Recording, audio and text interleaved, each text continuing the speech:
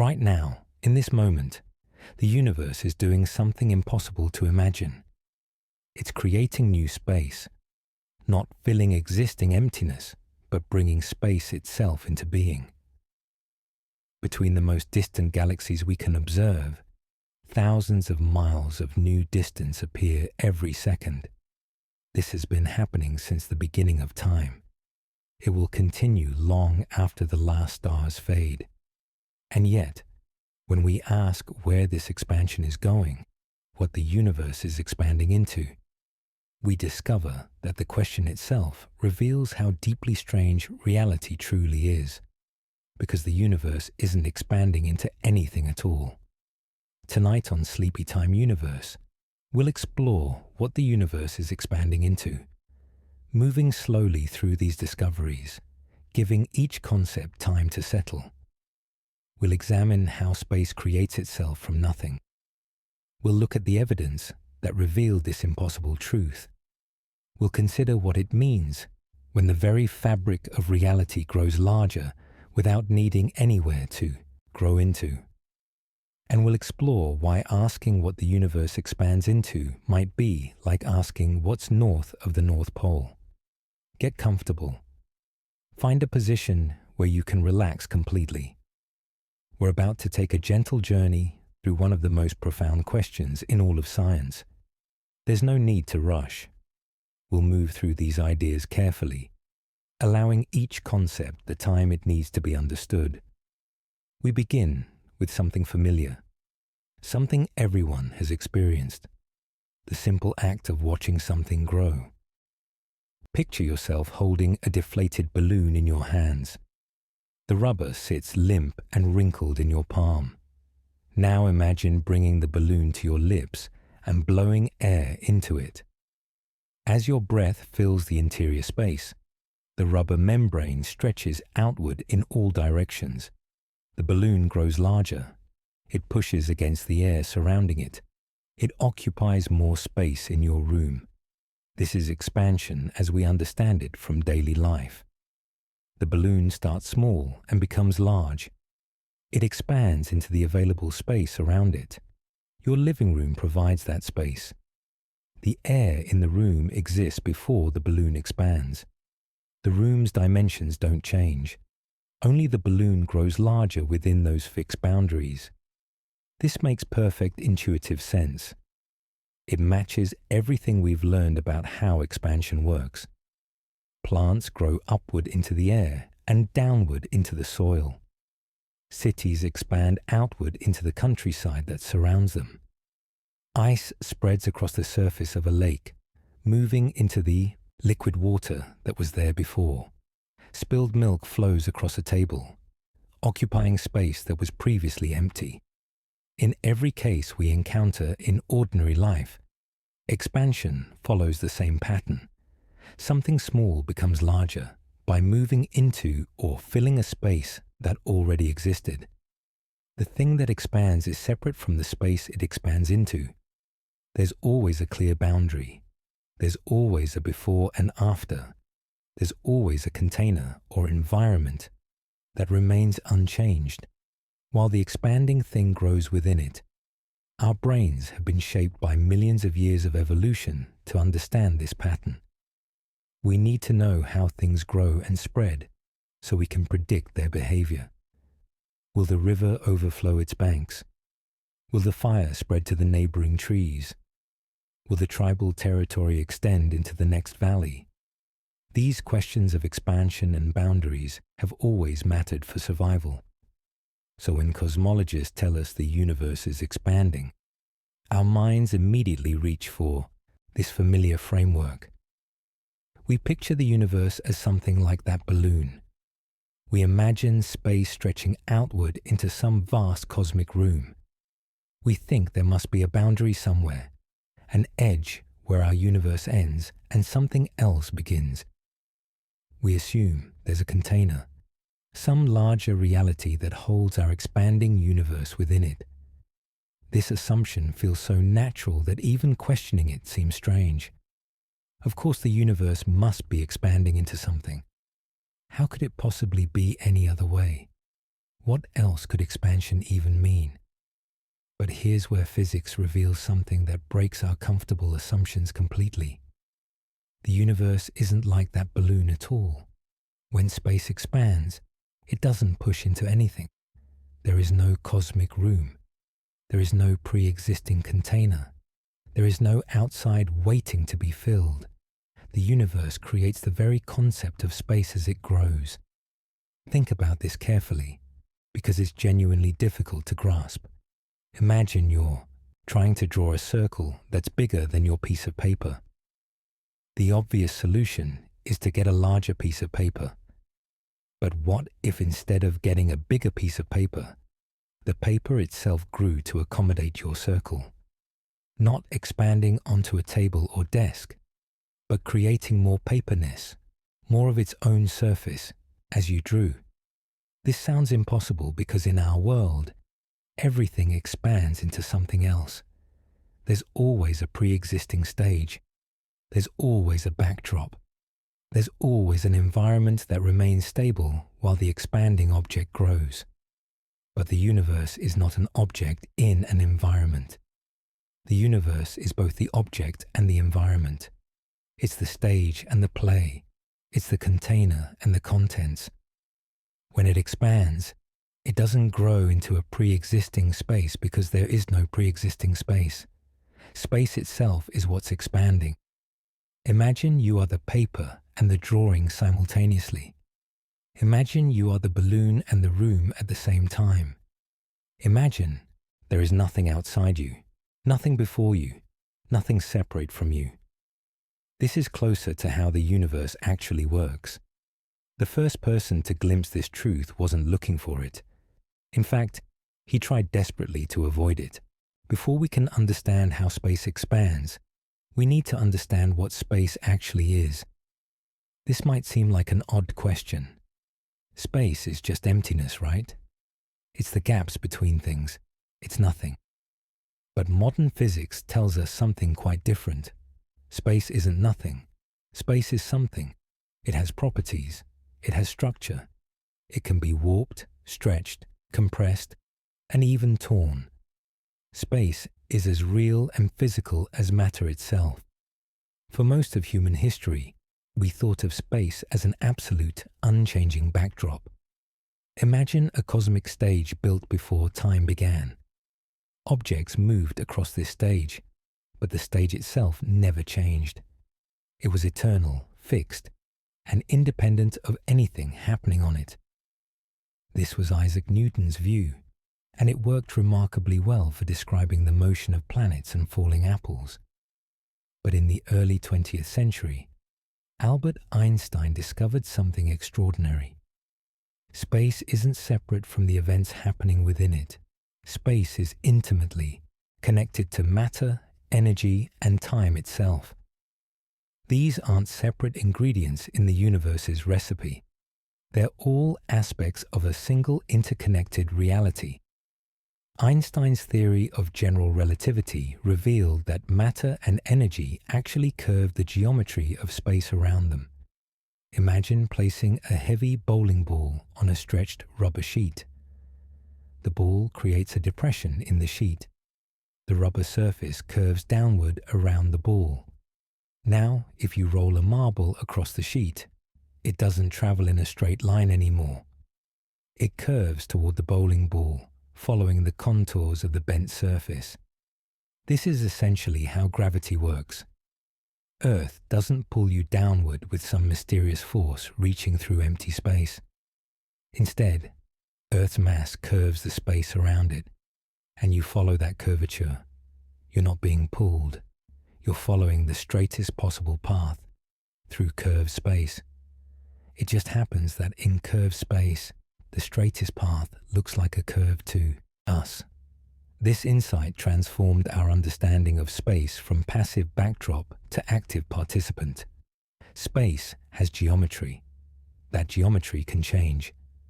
And those changes affect how objects move and how time flows. Think about what this means.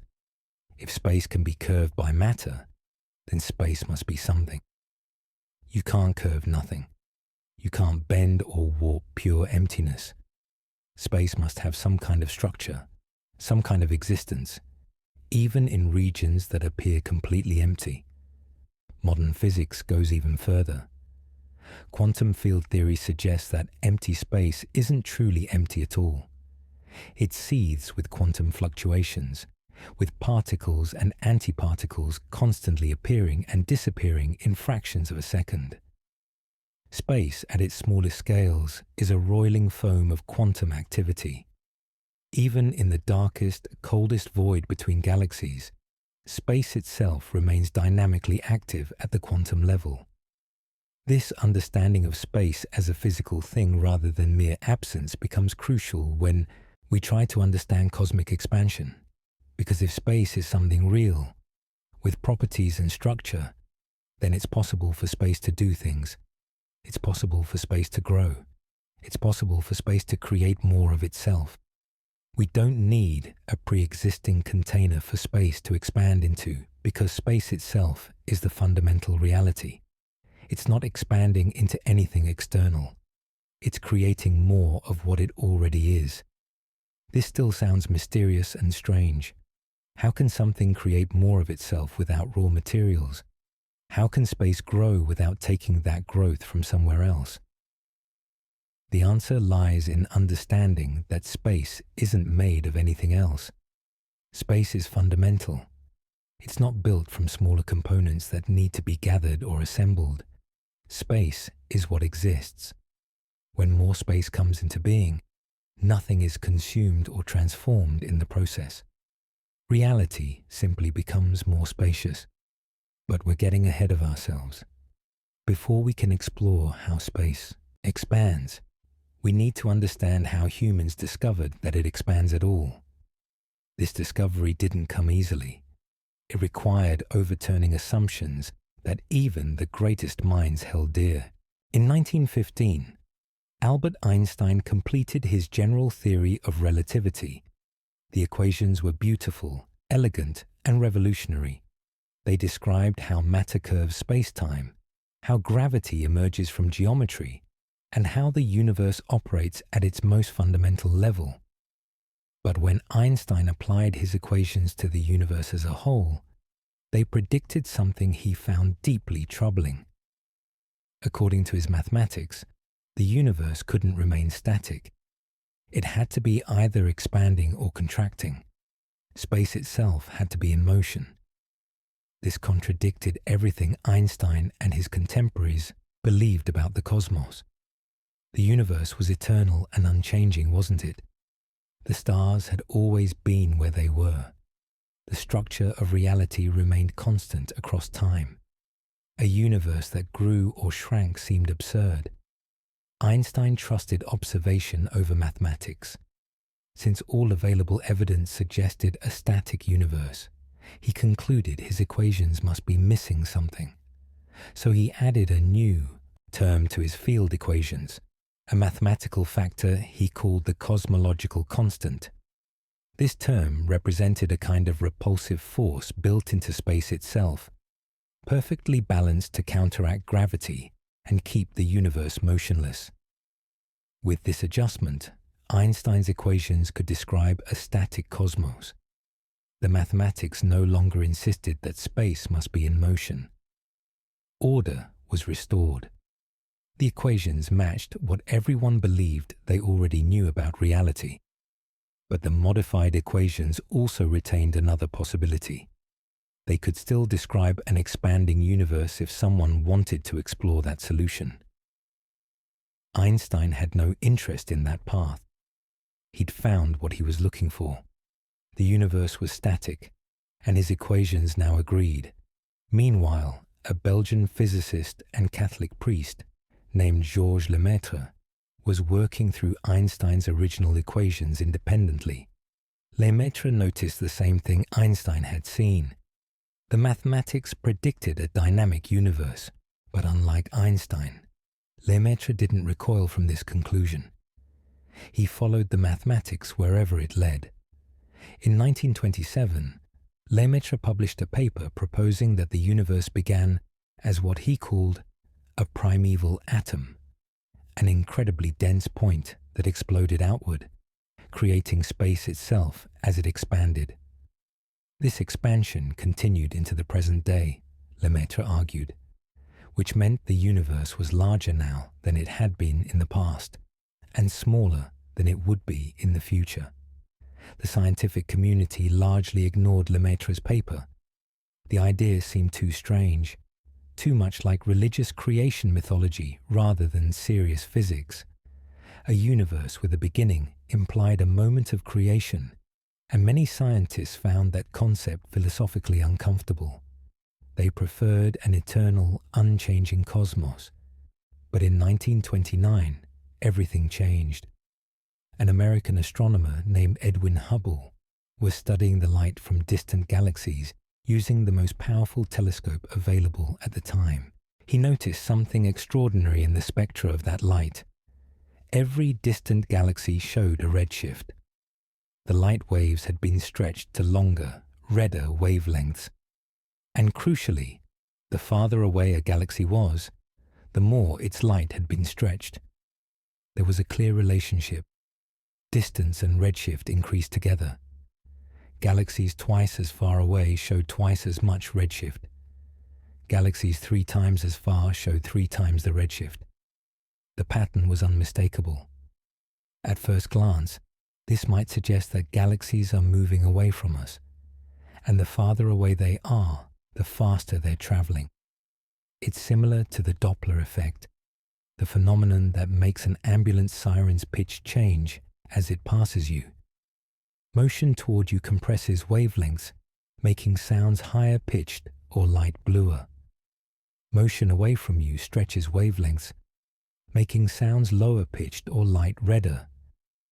But Hubble realized something more profound was happening. If galaxies were simply moving through space, we'd expect some randomness in the pattern. Some galaxies should be moving toward us, showing blue shift instead of red shift. Some should be moving sideways, showing no shift at all. And there's no reason why more distant galaxies should systematically move faster. But that's not what the observation showed. Every galaxy in every direction showed redshift, and the redshift increased smoothly and predictably with distance. This wasn't random motion through space. This was space itself expanding, carrying the galaxies along with it. Imagine dots drawn on the surface of a balloon. As you inflate the balloon, each dot moves away from every other dot. Not because the dots are moving across the balloon's surface, but because the surface itself is stretching. The rubber between the dots expands, pushing them farther apart. From any dot's perspective, every other dot appears to be moving away. And dots that start farther apart separate faster than dots that start close together, simply because there's more rubber between them to expand. No dot is special. No dot sits at the center of the expansion. Each dot sees the same pattern. Replace those dots with galaxies and the balloon's surface with 3-dimensional space, and you have Hubble's discovery. Galaxies aren't flying away from us through space. Space itself is growing larger, and the galaxies are being carried apart as it expands. When Einstein learned of Hubble's observations, he realized he'd made a profound error. His original equations had been correct. The universe was expanding, just as the mathematics had insisted.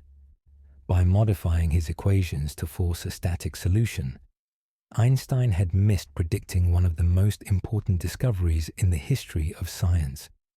He later called the cosmological constant his biggest blunder. Though interestingly, decades later, this same constant would return in a new form to explain another mysterious aspect of cosmic expansion. But we'll come to that part of the story in time. Hubble's discovery transformed cosmology overnight. The universe had a history. It had been smaller in the past. It was growing larger in the present. And this raised profound new questions. If space is expanding, where did it come from? How did it begin? How long has it been expanding? Will it expand forever? And most puzzling of all, what is it expanding into? To understand why this question leads us to such strange answers, we need to look more carefully at what happens to light as it travels through expanding space. Light carries information across the universe. Every photon is a messenger, traveling for millions or billions of years to reach our telescopes. And encoded in that light is a precise record of the journey it has taken. When an atom emits light, it does so at very specific wavelengths. These wavelengths depend on the atom's internal structure, on how its electrons are arranged, and which energy levels they occupy. Hydrogen atoms always emit light at certain wavelengths. Oxygen atoms emit at different wavelengths. Carbon at others still. These atomic signatures are like fingerprints. By examining the wavelengths in the light from a distant galaxy, astronomers can identify which elements are present in that galaxy's stars and gas clouds. We can read the chemical composition of objects billions of light years away simply by carefully analyzing their light. But something peculiar happens when we examine the light from distant galaxies. We see the same chemical fingerprints we'd expect, based on our knowledge of atoms and chemistry. We recognize hydrogen, helium, oxygen, and all the other elements. But all the wavelengths are shifted. They're all stretched to longer, redder values. It's as if someone took the entire spectrum and pulled it toward the red end, preserving the pattern but changing all the wavelengths proportionally. A spectral line that should appear at 400 nanometers might appear at 420. Another line that should be at 500 nanometers appears at 525. The ratio between the wavelengths stays the same, but everything is shifted. This is cosmological redshift, and understanding it reveals how space itself behaves. Imagine you're walking across a moving sidewalk, the kind you find in airports. Your steps are a certain length. Each stride carries you forward a fixed distance. But underneath you, the walkway is also moving, carrying you forward even when you're not stepping. Now imagine the walkway isn't just moving, it's stretching. As you walk, the distance between any 2 points on the walkway increases. The walkway becomes longer while you're traveling across it. By the time you reach the end, you've traveled much farther than your steps alone would have carried you. The walkway stretched beneath you during your journey, adding extra distance to every stride you took. Light traveling through expanding space experiences something similar. A photon leaves a distant galaxy and begins its journey toward Earth. The photon travels at the speed of light, covering vast distances as time passes. But during that journey, which might last billions of years, the space the photon is traveling through is also expanding. As space stretches, it pulls on the photon's wavelength. The electromagnetic wave gets longer. Its crests spread farther apart. By the time the photon reaches our telescope, its wavelength has been stretched to a longer, redder value. The amount of stretching depends on how much space expanded during the light's journey. Light from a nearby galaxy might be stretched by just a few percent because its journey was relatively short and space didn't have much time to expand along the path. Light from a galaxy billions of light years away might be stretched by enormous factors because space expanded substantially during the photon's multi-billion-year trip. The most distant galaxies we can observe show redshifts so extreme that their light has been stretched to nearly 40 times its original wavelength.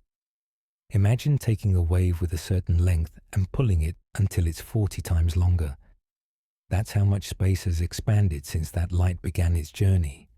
What left those ancient galaxies as intense ultraviolet radiation reaches us as faint infrared heat.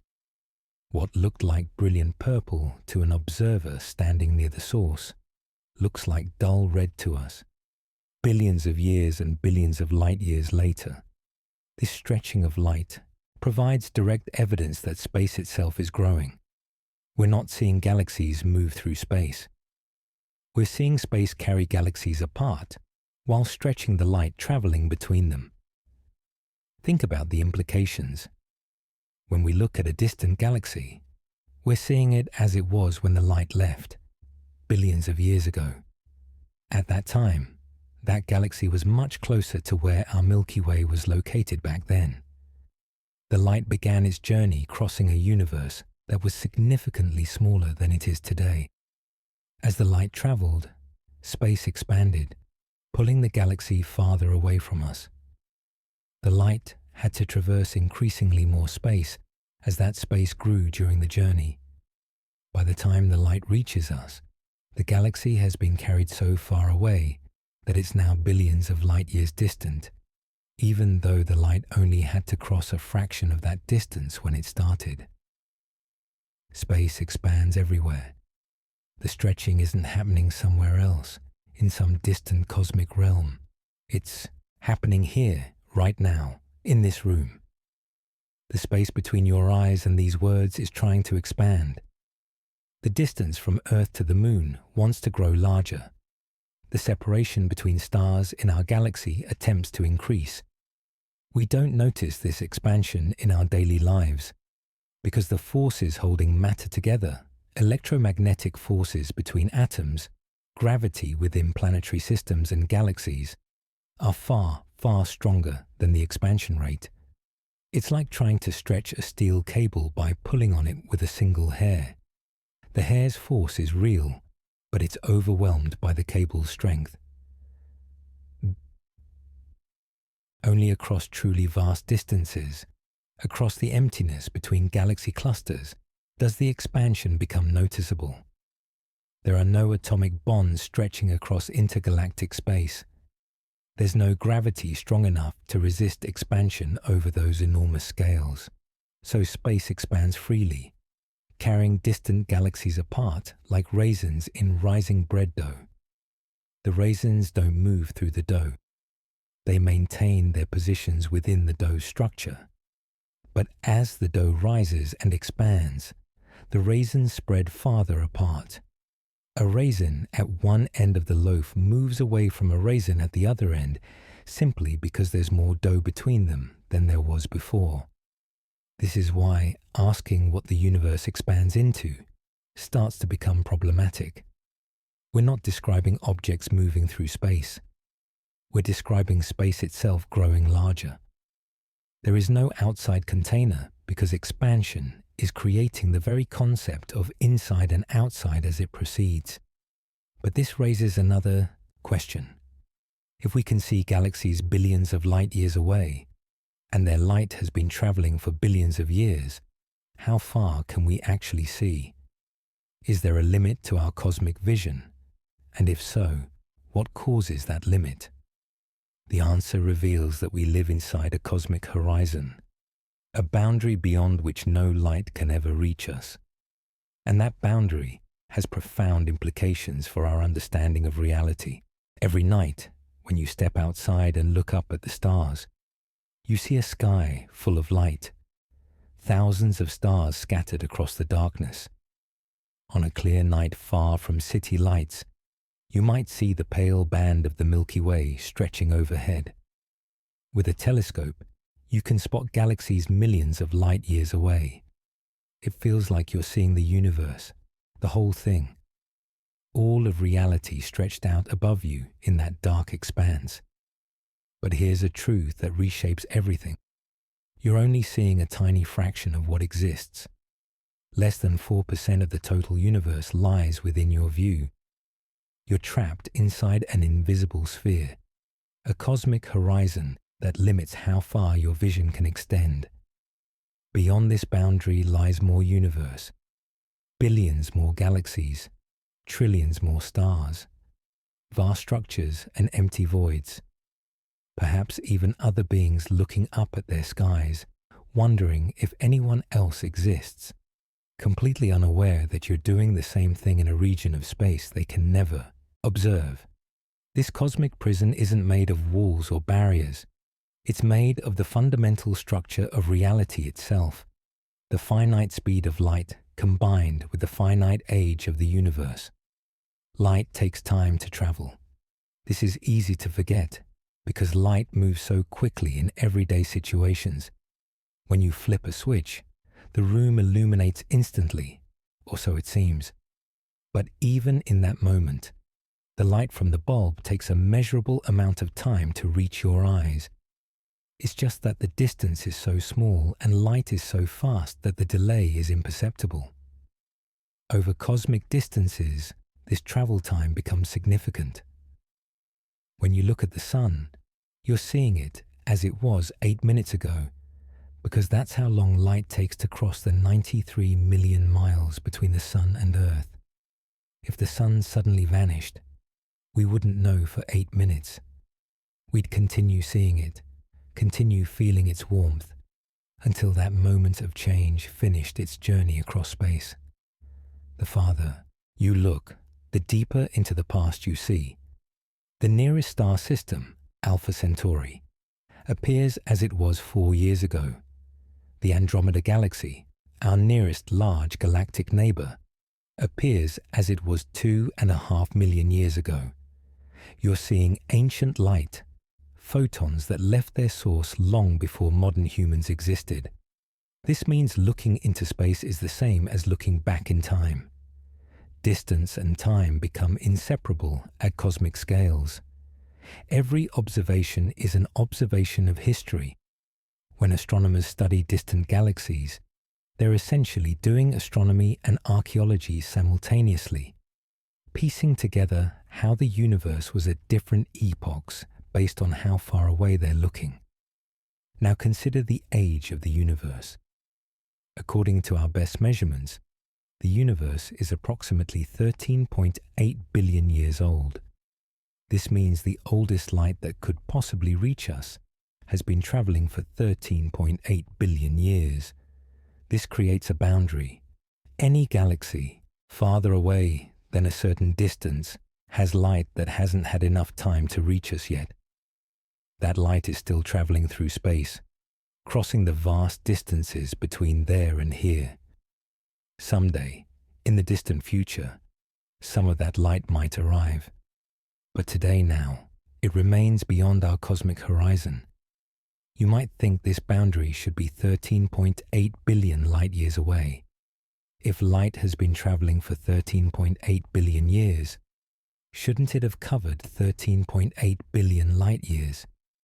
But the reality is more complex and more interesting. Remember that space itself has been expanding during the light's journey. A photon that left a distant galaxy 13.8 billion years ago wasn't traveling toward a stationary target. It was traveling toward a location that was constantly getting farther away as space expanded. Think of it like running on a treadmill where the belt is constantly stretching. Each step carries you forward a certain distance, but the belt itself grows longer behind you. By the time you reach the end, the belt has become much longer than the distance your steps alone covered.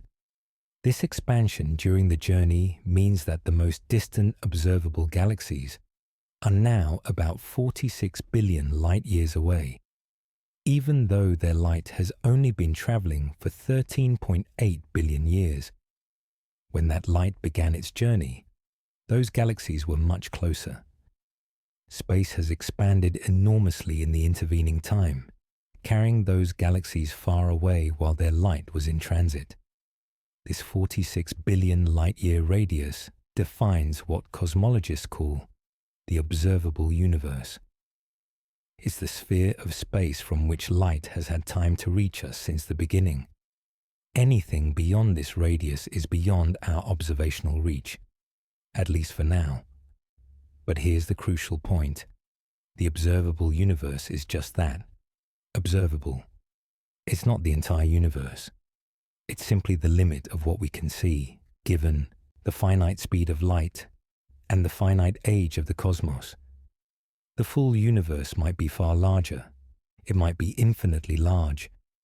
Or it might be finite but unbounded, like the surface of a sphere, where you can travel forever without reaching an edge.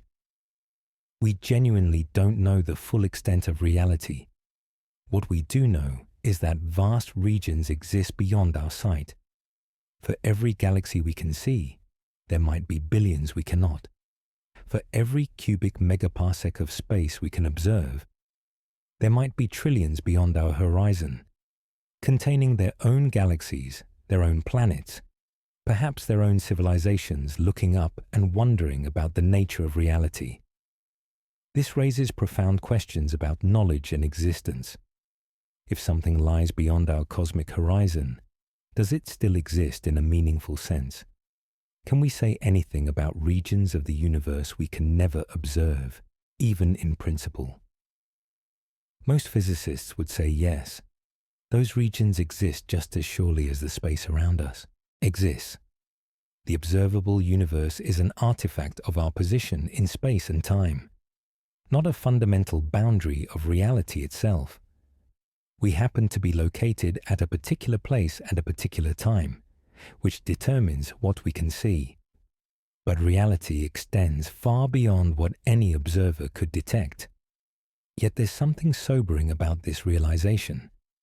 We are genuinely limited in what we can know about the cosmos, not by the capabilities of our telescopes or the sophistication of our physics, but by the basic structure of space-time itself. And it gets stranger. The cosmic horizon isn't fixed. It changes over time. And because of the nature of cosmic expansion, that horizon is about to start shrinking in a very particular way. We'll explore those implications shortly. But first, we need to understand more precisely how scientists measure these vast distances and how they determine the rate at which space expands, because the story of those measurements reveals both the ingenuity of human observation and the profound mysteries that still remain.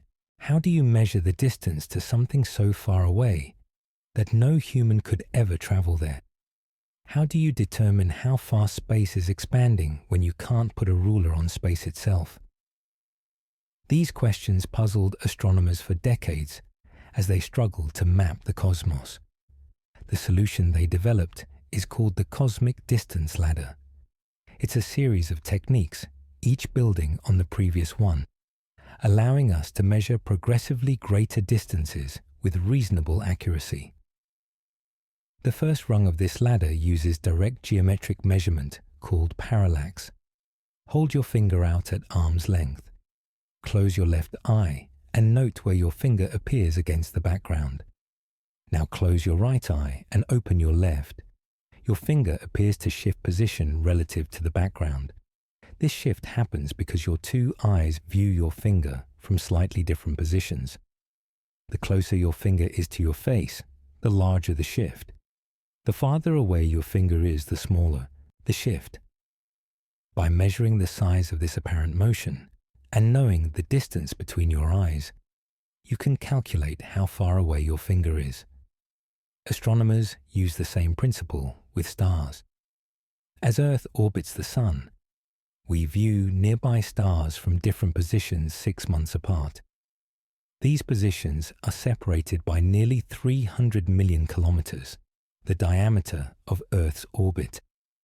Against the background of extremely distant galaxies, nearby stars appear to shift slightly back and forth over the course of a year. By measuring this shift with great precision, astronomers can calculate distances to stars within a few hundred light years of Earth. This technique is wonderfully direct. It relies on pure geometry, requiring no assumptions about how stars work or what they're made of. It's simply measuring angles and applying trigonometry. But parallax only works for relatively nearby stars. Beyond a few hundred light years, the angular shifts become too small to measure accurately, even with our best instruments. We need a different approach for greater distances. The second rung of the ladder uses certain stars whose intrinsic brightness we can determine. These are called standard candles, stars whose true luminosity we know. If we know how bright a star actually is, and we can measure how bright it appears from Earth, we can calculate its distance. A star that looks faint might be either dim but close or brilliant but far away. But if we know it's brilliant, then its faintness tells us it must be distant. The most useful standard candles are Cepheid variable stars.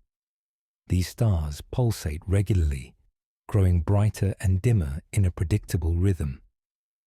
Crucially, there's a tight relationship between a Cepheid's pulsation period and its intrinsic brightness. A Cepheid that pulsates slowly is much brighter than one that pulsates quickly. By measuring how quickly a Cepheid pulsates, we can determine its true luminosity. By comparing that to how bright it appears, we calculate its distance. This technique works for Cepheids in nearby galaxies, extending our measurement capability to millions of light years. Henrietta Swan Leavitt discovered the period luminosity relationship in 1912 while studying Cepheids in the Magellanic Clouds. Her work provided the key that unlocked distance measurements across the universe. Edwin Hubble used Cepheids to determine that certain nebulous patches in the sky were actually separate galaxies far beyond our Milky Way. This discovery transformed our understanding of the cosmos, revealing that our galaxy is just one among billions. But even Cepheids have limits. Beyond a few tens of millions of light years, individual stars become too faint to observe clearly, even Cepheids. We need an even brighter standard candle for the most distant galaxies. The third major rung uses type 1a supernovae. These are exploding stars, cataclysmic events that briefly outshine entire galaxies. And remarkably, type 1a supernovae have a consistent peak brightness. They all reach approximately the same maximum luminosity when they explode. This consistency arises from the physics of how these supernovae occur. A type 1. A supernova happens when a white dwarf star accumulates matter from a companion star until it reaches a critical mass, about 1.4 times the mass of our Sun. At this point, the white dwarf can no longer support its own weight.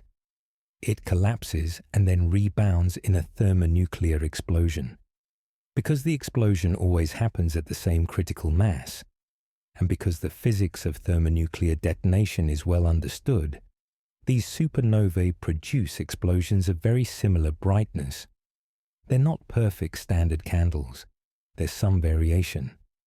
But astronomers have learned to calibrate for these variations, making type 1 a supernovae remarkably reliable distance indicators. A type 1 a supernova is bright enough to be seen across billions of light years. By measuring its apparent brightness and knowing its intrinsic luminosity, we can calculate distances to galaxies far beyond where Cepheids remain visible. This technique allows us to map the universe on truly cosmic scales. Each rung of this distance ladder is calibrated using the previous rung. We use parallax to measure distances to nearby Cepheids, establishing their period luminosity relationship precisely. We use Cepheids to measure distances to galaxies that have hosted type 1 supernovae, calibrating their peak brightness. Each step builds on the accuracy of the steps below it. This interdependence means that errors in one rung propagate through all the higher rungs.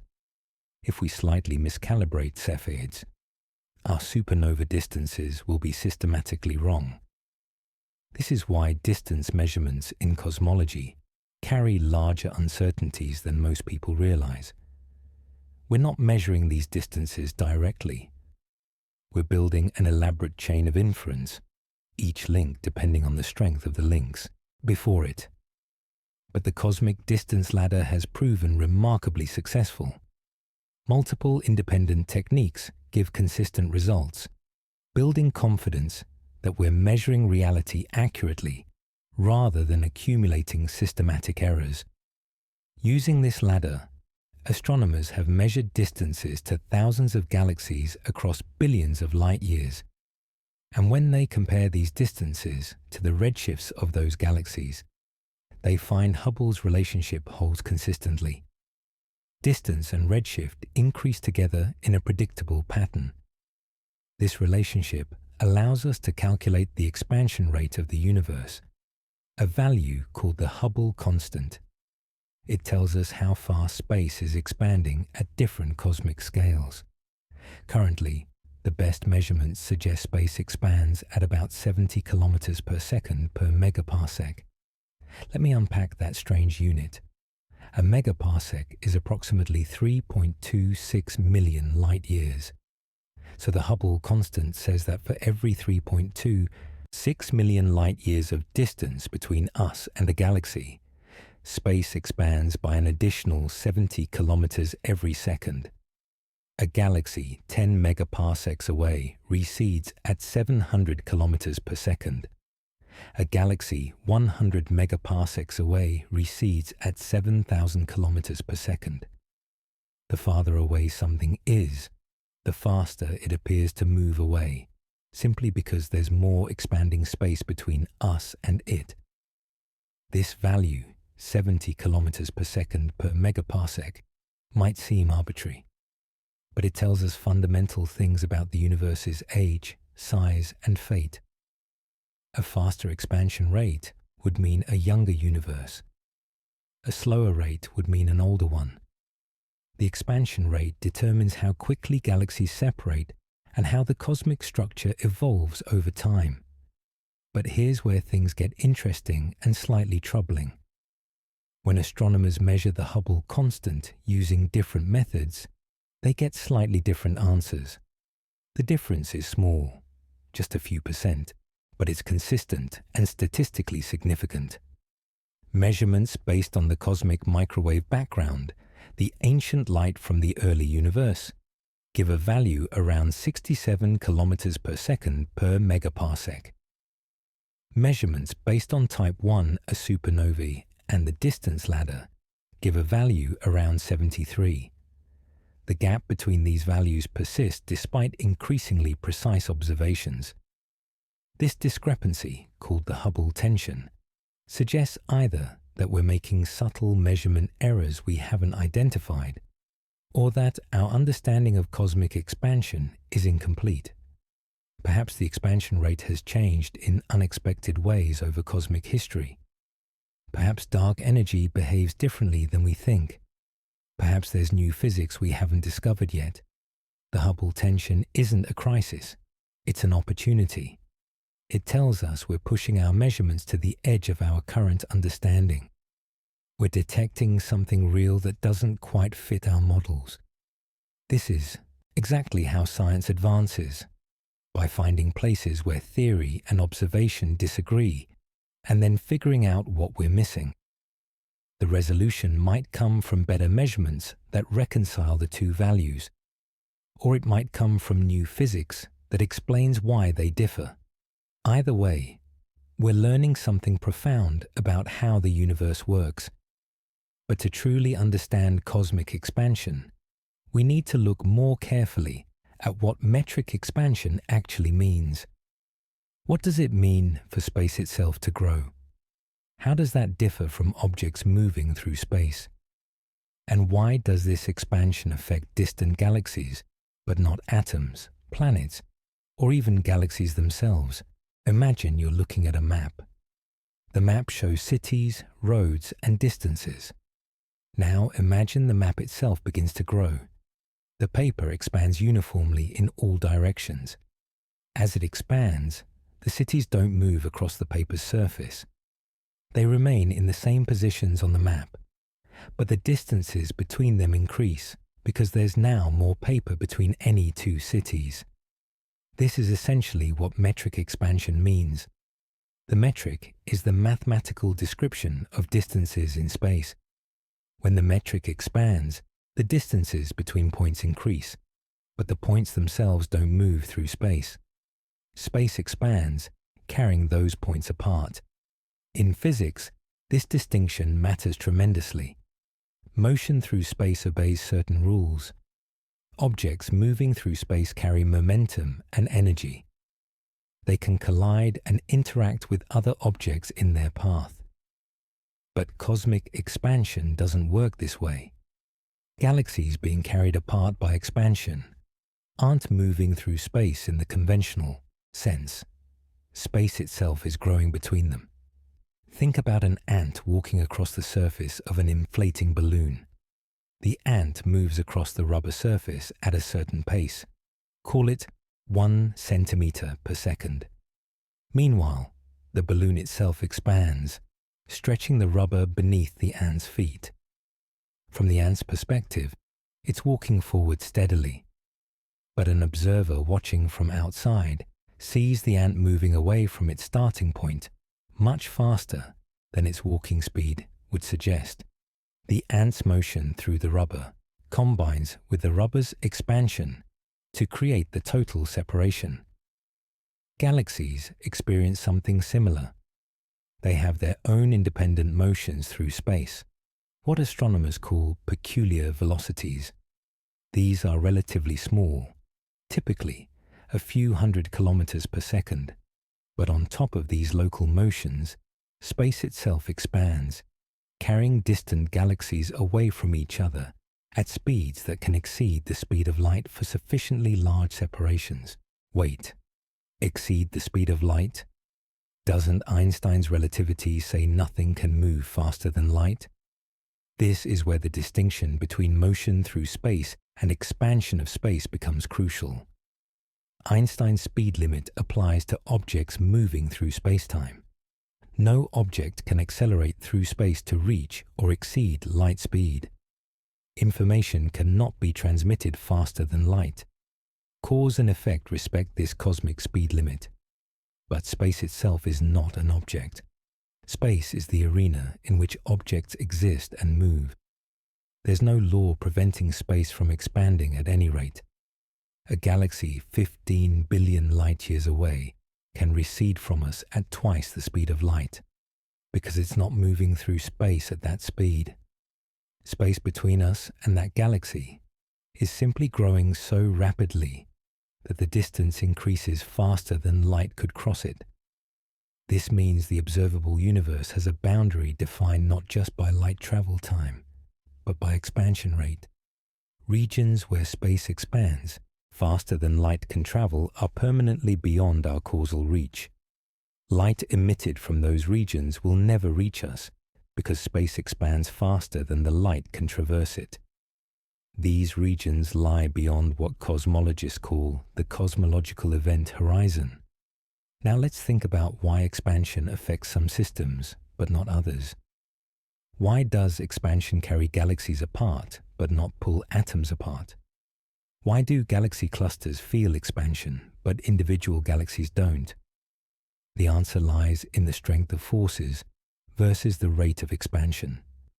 Expansion creates a very gentle outward push, increasing distances by tiny amounts each second. For any system held together by forces, those forces can easily overcome the expansion's gentle tug. Inside an atom, electromagnetic forces bind electrons to nuclei with enormous strength. The expansion of space tries to pull the electron away, but the electromagnetic attraction is vastly stronger. The electron stays bound, the atom remains stable. Expansion has no noticeable effect. In the solar system, gravity holds planets in orbit around the Sun. The expansion of space tries to increase the distances between planets and Sun, but gravitational forces are far stronger over these scales. The orbits remain stable. Expansion has no effect. In a galaxy, gravity holds stars together in a rotating system. Again, gravitational forces binding the galaxy far exceed the gentle pull of expansion. The galaxy maintains its structure, but between galaxy clusters, across hundreds of millions of light-years of space, there's no force strong enough to resist expansion. The gravitational attraction between distant galaxy clusters is extremely weak at such vast separations. Expansion easily overcomes this weak attraction, steadily pushing clusters farther apart. This is why we describe expansion using a scale factor. The scale factor tells you how much larger the universe has grown since some reference time. If the scale factor doubles, distances between unbound objects double. But bound systems, held together by forces stronger than expansion's pull, remain unchanged in size. Imagine dots drawn on a rubber sheet. If you stretch the sheet, the dots that are glued to the sheet spread apart. But dots that are connected by rigid rods maintain their spacing. The sheet's expansion affects different systems differently, depending on whether they're free to move with the sheet or held in place by something stronger. This scale factor evolves over time according to Einstein's field equations. Those equations relate the expansion rate to the total energy and matter content of the universe. More matter and energy means stronger gravity, which slows expansion. Less matter and energy mean weaker gravity, allowing expansion to proceed more easily. For most of cosmic history, gravity from ordinary matter and dark matter gradually slowed the expansion rate. The universe continued expanding, but the expansion decelerated over time. Galaxies were moving apart, but more slowly with each passing billion years. But about 6 billion years ago, something changed. The expansion stopped decelerating. Instead, it began accelerating. Galaxies started separating faster and faster as time went on. This acceleration was completely unexpected. It suggested that some new component dominated the universe's energy, something that pushed rather than pulled, something that counteracted gravity's attractive influence. Physicists named this mysterious component dark energy, and its discovery has revolutionized our understanding of the cosmos. The expansion rate of the universe isn't a fixed number. It changes over cosmic time. Understanding how and why it changes tells us about the universe's history and future. When astronomers talk about Hubble's constant, they're referring to the expansion rate today, in the current epoch. But this value hasn't always been what it is now. In the early universe, space expanded much more rapidly. As the universe aged and expanded, the expansion rate gradually decreased. This makes intuitive sense. Imagine throwing a ball upward. Initially, the ball moves quickly, but gravity pulls downward, slowing the ball's ascent. The ball still moves upward, but more slowly with each passing moment. Eventually, it stops rising and begins to fall back down. For most of cosmic history, astronomers expected the universe to behave similarly. Expansion would continue, but gravity from all the matter in the universe would gradually slow it down. Maybe the universe contained enough matter for gravity to eventually halt expansion entirely and cause a contraction, a cosmic collapse back to a big crunch. Or maybe expansion would continue forever, but at an ever-decreasing rate. These scenarios made sense based on what physicists knew about gravity and matter. More matter means stronger gravitational attraction, which slows expansion more effectively. Less matter means weaker gravity and faster expansion. By measuring the matter density and the expansion rate, astronomers could predict the universe's ultimate fate. But in 1998, two teams of astronomers studying distant Type 1, a supernovae, made a shocking discovery.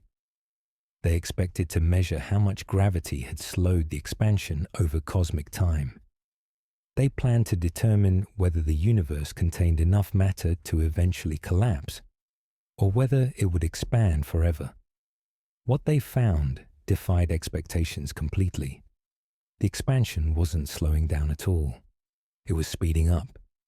Distant supernovae appeared fainter than predicted, suggesting they were farther away than expected. This meant the universe was larger at those earlier times than models predicted. Space had expanded more than anticipated. And not just a little bit, significantly more. The implications were staggering. Something was pushing the expansion to go faster. Some form of energy was counteracting gravity's attractive influence and causing the cosmic expansion to accelerate. This discovery overturned everything cosmologists thought they understood about the universe's fate. Instead of gradually slowing down, expansion was ramping up. Instead of coasting toward a gentle halt or continuing at a steady pace, the universe was being driven to expand ever faster. The finding was so unexpected that both teams triple-checked their data and analysis. But the conclusion remained inescapable. Multiple independent lines of evidence confirmed it. The universe's expansion is accelerating. But what could cause this acceleration? The answer would have to involve a new component of the universe, something previously unknown or at least undetected. Physicists needed something that could provide repulsive gravity, pushing rather than pulling, overwhelming the attractive gravity from ordinary and dark matter. The name they settled on was dark energy, chosen because this component shares two properties with dark matter. Like dark matter, dark energy doesn't emit or absorb light. We detect it only through its gravitational effects. And like dark matter, dark is included in the name to signify our profound ignorance about what this stuff actually is. But despite the similar naming convention, dark energy and dark matter are completely different phenomena. Dark matter clumps together under gravity, forming invisible halos around galaxies and contributing to structure formation. Dark energy does the opposite. It spreads uniformly throughout space, filling every cubic centimeter with the same energy density. And while dark matter pulls, gravitationally like ordinary matter, dark energy pushes. This pushing effect might sound like it violates everything we know about gravity. Gravity attracts, it pulls. How can something have repulsive gravity? The answer lies in general relativity's surprising relationship between pressure and gravity. In everyday situations, we think of gravity as depending only on mass or energy. More mass means stronger gravitational attraction. But Einstein's field equations reveal that pressure also sources gravitational fields.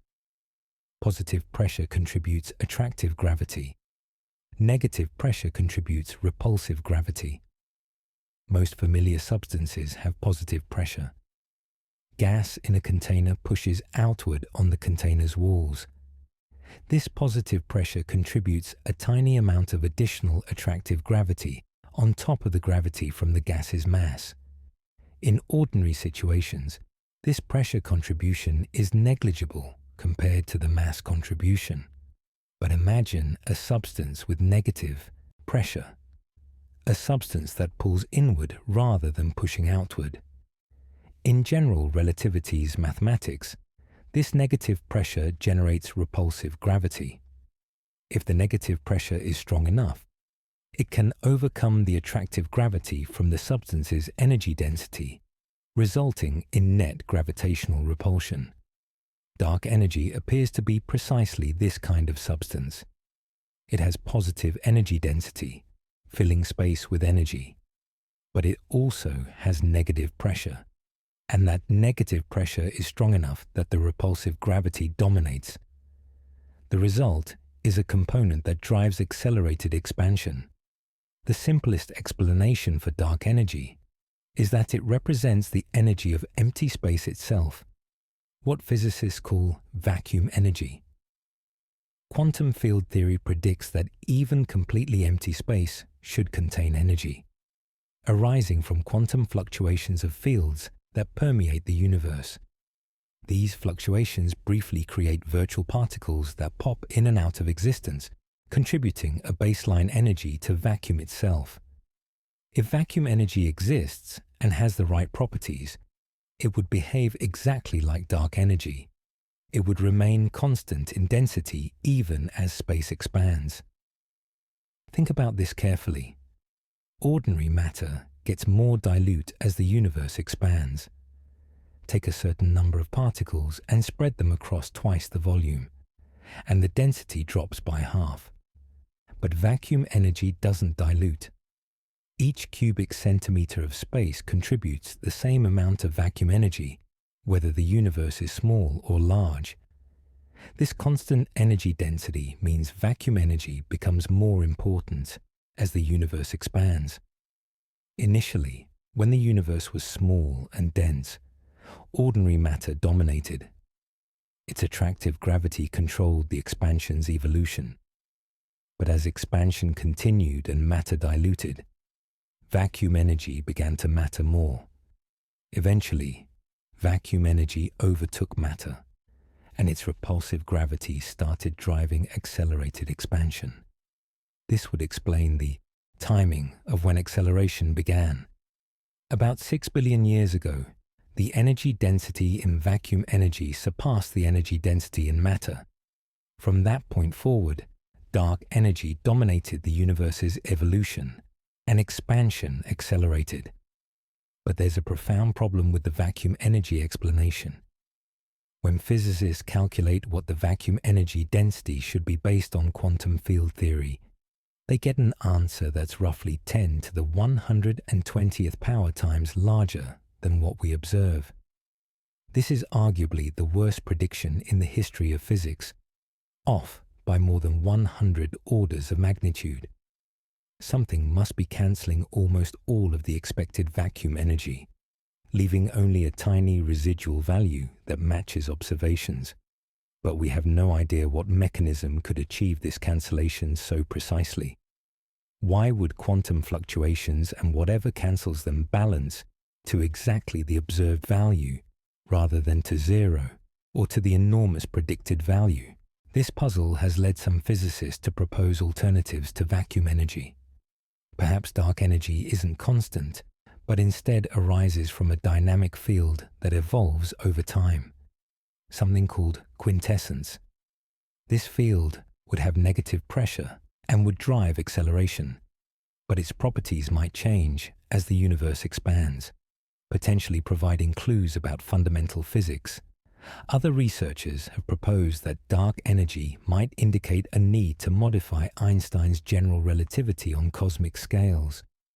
Perhaps gravity behaves differently over cosmological distances than we expect, naturally producing acceleration without requiring a new energy component. Current observations can't definitively distinguish between these possibilities. Dark energy behaves consistently with the simplest model, a cosmological constant with unchanging energy density. But the data leave room for more complex alternatives. The James Webb Space Telescope and other next-generation observatories are gathering more precise measurements of cosmic expansion history. By observing how the expansion rate has changed over different cosmic epochs, astronomers hope to determine whether dark energy has remained constant or has evolved. This might point toward the correct physical explanation for this mysterious component. Whatever dark energy ultimately proves to be, its discovery fundamentally altered our picture of the cosmos. The universe isn't slowly winding down toward a cold, dark equilibrium. It's accelerating toward a future where expansion dominates everything, where space grows faster and faster, ultimately carrying everything beyond everything else's reach. But before we explore that distant future, we should look at what the James Webb Space Telescope and other modern instruments are revealing about the universe as it exists now. These observations are both confirming our models and challenging them in ways that might reshape our understanding once again. In 1998, Saul Perlmutter, Brian Schmidt, Adam Rees, and their respective teams published their findings about accelerating expansion.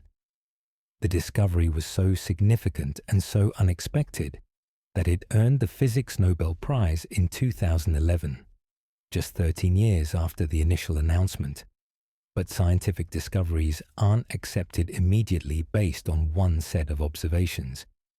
Extraordinary claims require extraordinary evidence. The accelerating expansion had to be confirmed through multiple independent methods before the physics community fully embraced it. Over the following decades, that confirmation came from several different directions. Observations of the cosmic microwave background provided independent evidence. Studies of how galaxies cluster across different epochs confirmed the expansion history. Measurements of distant supernovae continued accumulating, strengthening the statistical significance of the original result. Today, accelerating expansion driven by dark energy is as well established as any finding in cosmology. But establishing that something is happening is different from understanding why it happens or what it means. The nature of dark energy remains one of the deepest mysteries in physics. Current observations tell us several things about dark energy's properties. First, it constitutes approximately 68% of the universe's total energy. Ordinary matter makes up less than 5%. Dark matter comprises about 27%. The remaining 68% is this mysterious dark energy. Second, dark energy appears remarkably uniform. Unlike matter, which clumps into galaxies and clusters, dark energy spreads evenly throughout space. Every cubic meter contains the same amount of dark energy, whether that cubic meter sits in the void between galaxy clusters or in the heart of our Milky Way. Third, dark energy doesn't appear to evolve significantly with time. When astronomers measure its energy density at different epochs by studying supernovae at different distances, they find roughly consistent values. This constant density across cosmic history matches what we'd expect if dark energy is truly vacuum energy. But this consistency creates puzzles. If dark energy has remained constant while matter has diluted, there must have been an early era when matter dominated and a later era when dark energy dominated. We happen to live relatively close to the transition between these eras. The universe spent billions of years matter-dominated, then recently transitioned to dark energy domination. Why now? Why do we exist at this particular cosmic moment? This coincidence problem has no clear answer. Perhaps there's nothing special about this epoch, and observers could only arise when conditions were right, which happens to be around the transition time. Or perhaps our understanding remains incomplete, and dark energy does evolve in ways we haven't detected yet. Some proposed dark energy models attempt to address these puzzles. Quintessence models, for example, involve a scalar field that rolls slowly down a potential energy curve. As the field evolves, its energy density changes, potentially explaining why dark energy has the value we observe today rather than some radically different value. Other models invoke modifications to general relativity itself. Perhaps Einstein's equations need correction terms that only become significant on cosmological scales. These corrections might naturally produce acceleration without requiring a new energy component. Several specific proposals exist, including F of R gravity and brane world models, but none have gained wide acceptance yet. Testing these alternatives requires extremely precise measurements of cosmic expansion history across different epochs and different length scales. The James Webb Space Telescope contributes to this effort by observing distant galaxies with unprecedented clarity. These observations reveal how the universe appeared at earlier times when dark energy was less dominant, helping constrain how dark energy has evolved. Webb's observations of high redshift galaxies also address related questions about cosmic structure formation. How did the first galaxies form? How quickly did they grow? How does their abundance at different epochs compare to theoretical predictions? Answering these questions helps refine our understanding of both dark matter and dark energy's roles in shaping cosmic structure. Some of Webb's early observations revealed surprisingly massive and mature galaxies at very early times, which some popular accounts described as contradicting the Big Bang theory.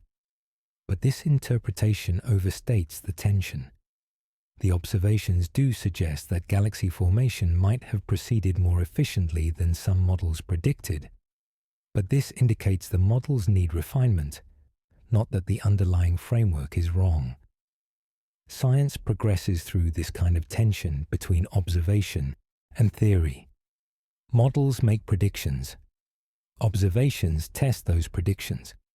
When discrepancies appear, scientists work to understand whether the observations are being misinterpreted, whether the models need adjustment, or whether new physics is required. This process is how we gradually improve our understanding. Webb's contribution to dark energy research comes from its ability to observe distant Type I, a supernovae, with high precision. These observations extend the cosmic distance ladder to earlier epochs, providing better measurements of how the expansion rate has changed over time. Combined with data from other observatories, this builds a detailed picture of cosmic expansion history. That expansion history reveals dark energy's dominance in the recent universe. About 6 billion years ago, the universe transitioned from deceleration to acceleration. Before that transition, gravity from matter was strong enough to slow expansion, despite dark energy's presence. After the transition, dark energy's repulsive effect overwhelmed matter's attractive gravity, and expansion began accelerating. This transition wasn't sudden. It occurred gradually over billions of years as matter diluted, and dark energy's constant density made it progressively more important. The universe smoothly shifted from one dynamical regime to another, and this acceleration continues today. With each passing moment, space expands faster than it did the moment before. Not dramatically faster. The difference is minuscule over human timescales, but measurably faster over millions and billions of years. This acceleration has profound implications for the universe's future. If dark energy continues dominating and expansion continues accelerating, the universe faces a very specific fate. One by one, distant galaxies will recede beyond our cosmic horizon, their light unable to reach us anymore as space expands too rapidly for photons to traverse it. Eventually, only our local galaxy cluster will remain visible. Everything else will have disappeared beyond the horizon, leaving future astronomers in an island universe surrounded by darkness. And even that island will be temporary, as acceleration eventually pulls apart progressively smaller structures. But we're getting ahead of ourselves. Before exploring that distant future, we should consider what the cosmic horizon means for our present understanding. What lies beyond what we can see? How does the boundary of the observable universe work? And what are the implications for knowledge itself when vast regions of reality remain forever beyond our reach? When we talk about the observable universe having a boundary, it's easy to imagine that boundary as a physical surface, a cosmic wall marking the limits of existence. But this mental picture is fundamentally misleading. The observable universe's boundary isn't a place. It's a limitation of observation, not a feature of space itself. To understand this distinction, we need to think carefully about what observable means and why that's different from what exists means. Imagine standing in the middle of a vast, flat prairie. The terrain extends in all directions farther than you can see. Your vision has a limit, a horizon where the curvature of Earth prevents you from seeing farther. But that horizon isn't a real edge. It's just the limit of your particular viewpoint from your particular location. If you walk a mile north, your horizon moves with you. You can now see things that were beyond your previous horizon, but new regions become hidden behind your new horizon. The horizon marks what you can see from where you are, not where the prairie ends. The prairie itself might extend infinitely in all directions, or it might have a real edge somewhere far beyond what you can observe. Your horizon tells you nothing about the total extent of the prairie, only about what your position allows you to see. The cosmic horizon works similarly. It marks the boundary of what we can observe given our position in space and time, specifically given when we exist relative to the universe's beginning. But it doesn't mark an edge of space itself. This means there's no reason to think space stops at our observational limit. The universe almost certainly extends beyond our horizon. There are probably billions more galaxies out there, completely invisible to us because their light hasn't had time to reach us yet. But here's where things get interesting. Could the universe be infinite? Could space extend forever in all directions without end? Many cosmologists suspect the answer is yes. There's no compelling evidence that space has a finite extent, and several lines of reasoning suggest infinity is more natural than any specific finite size. Think about it this way. If space is finite, it would need to have some particular size. Why that size rather than a slightly larger or smaller one? What would determine that specific value? An infinite universe avoids this arbitrariness. There's no size to explain because size is infinite. But infinity is hard to grasp intuitively. How can something have no end? How can there always be more space no matter how far you go? One helpful way to think about infinity is that it means there's no largest distance. You can always go farther. You never reach a final boundary because there is no final boundary. Space just continues indefinitely. If the universe is infinite, then it contains an infinite number of galaxies. It contains an infinite amount of matter and energy. There are infinitely many stars, infinitely many planets, infinitely many of everything. This raises strange questions about probability and repetition. In an infinite universe with infinite regions of space, any configuration of matter that's possible should occur somewhere. Not just once, but infinitely many times. This means there could be infinitely many regions identical to the space around Earth. Infinitely many planets exactly like ours. Infinitely many versions of you reading these words right now. The laws of physics don't prohibit this. Quantum mechanics tells us that any particular configuration of particles has some probability of occurring.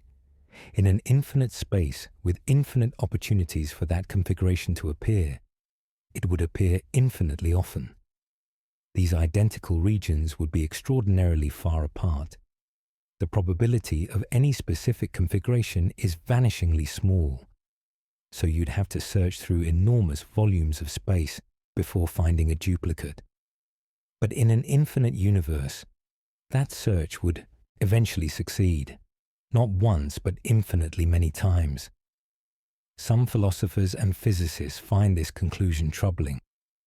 Others embrace it as a straightforward consequence of infinity and probability. There's no consensus on how seriously to take these implications. But there's another possibility that avoids both infinity and edges.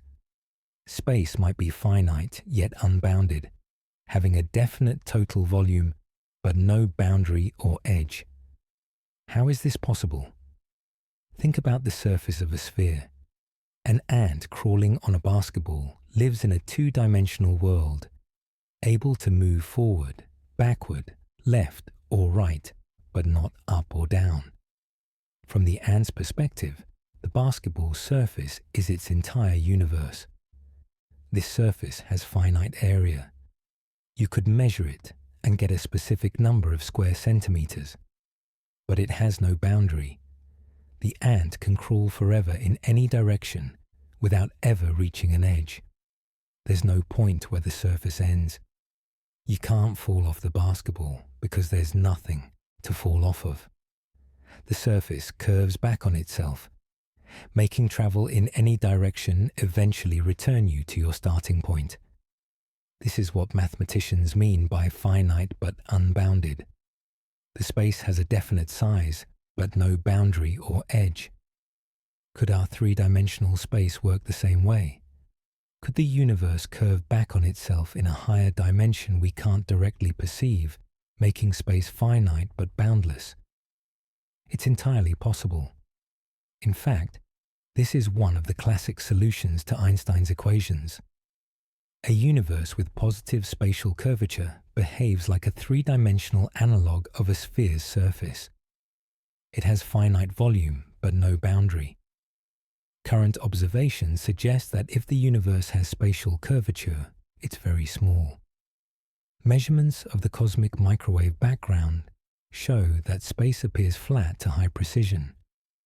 But these measurements can only test for curvature within the observable universe.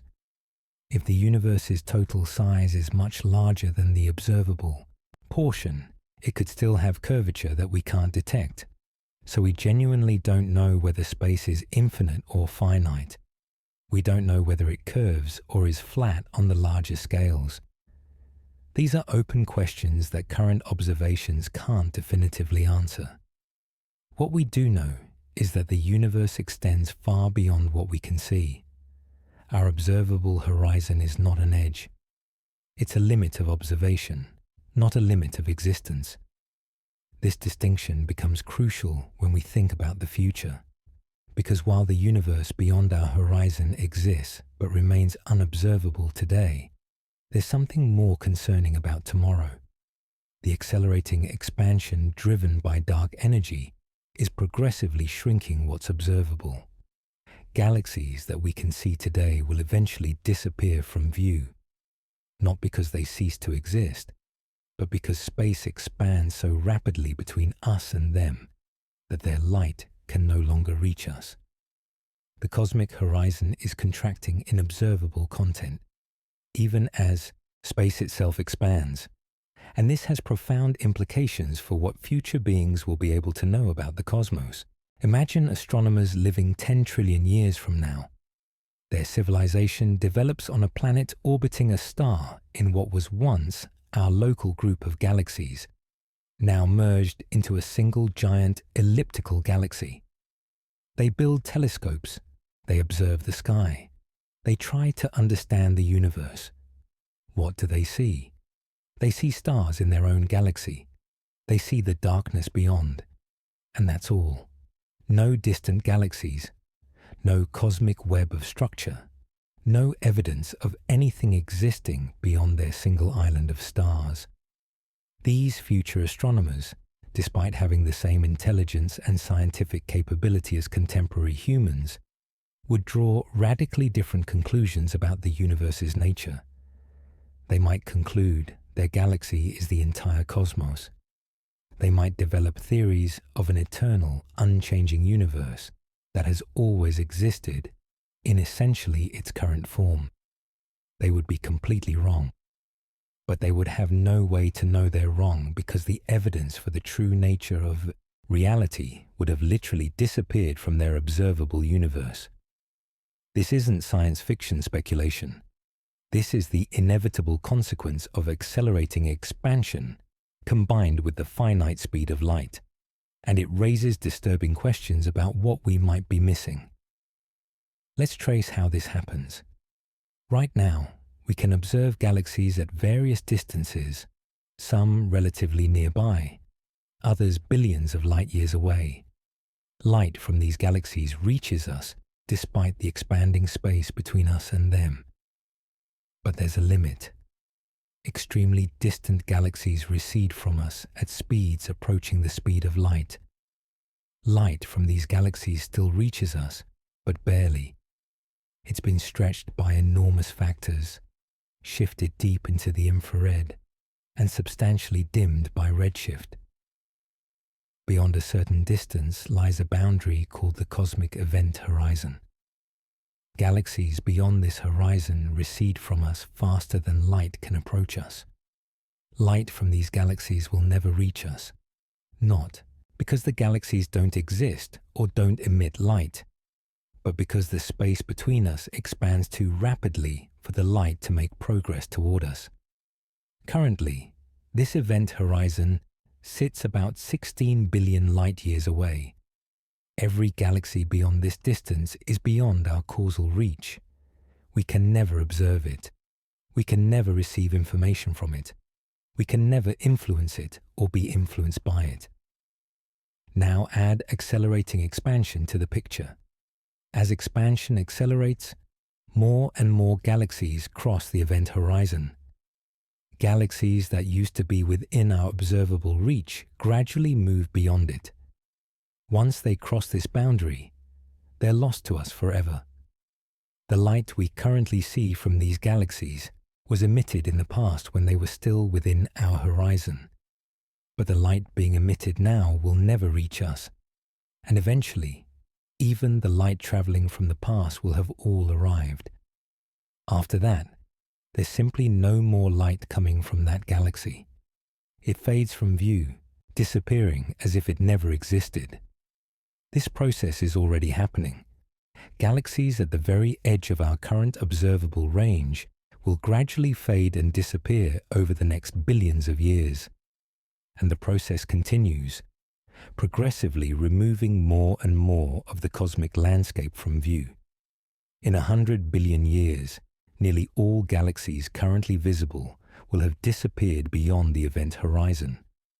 Only the galaxies gravitationally bound to our local region will remain visible. The Milky Way will likely have merged with Andromeda and other nearby galaxies to form a single large galaxy. This merged galaxy might contain a few trillion stars, all that remains visible to any observer living then. Everything else, the tens or hundreds of billions of other galaxies currently filling our sky, will have vanished. An astronomer in that era looking outward would see only their own galaxy surrounded by darkness. But it gets worse. The cosmic microwave background radiation, the afterglow of the Big Bang, will also disappear. This radiation reaches us from the earliest moments of the universe, when space was filled with hot plasma. As space has expanded, this radiation has been stretched and cooled, shifting from visible light to infrared to microwaves. But expansion continues. Over hundreds of billions of years, this radiation will be stretched further and further, shifted to longer and longer wavelengths. Eventually, the wavelengths will become longer than the size of the observable universe itself. At that point, the cosmic microwave background effectively vanishes.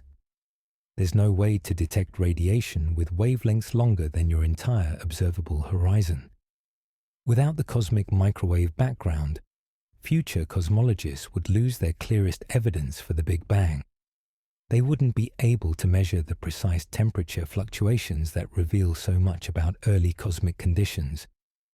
They wouldn't have confirmation that the universe was ever hot and dense. They would also lose access to observations that reveal cosmic expansion. The redshift distance relationship that Hubble discovered requires observing multiple galaxies at different distances. But without distant galaxies, this relationship becomes impossible to measure. Future astronomers wouldn't see the pattern that reveals expansion. Their universe would appear static, one large galaxy surrounded by emptiness, no motion, no evolution, no indication that things were ever different. These future scientists would develop cosmological theories based on their observations. But those theories would necessarily be wrong because they'd be missing crucial evidence. They might conclude that their galaxy is eternal, that it has always existed, that the universe is infinite and empty except for the matter in their visible galaxy. They would have no reason to suspect that billions of other galaxies exist, now beyond reach. They would have no way to discover that the universe began in a hot, dense state. They would have no evidence for cosmic expansion or dark energy. This scenario creates what philosophers call an epistemological crisis. Future observers would possess sophisticated technology and keen intellect. They would apply the scientific method rigorously. They would carefully test theories against observations. They would follow the evidence wherever it leads. And they would arrive at completely incorrect conclusions about the universe's nature, because the relevant evidence would no longer be accessible to them. This raises an unsettling question. Are we in a similar position?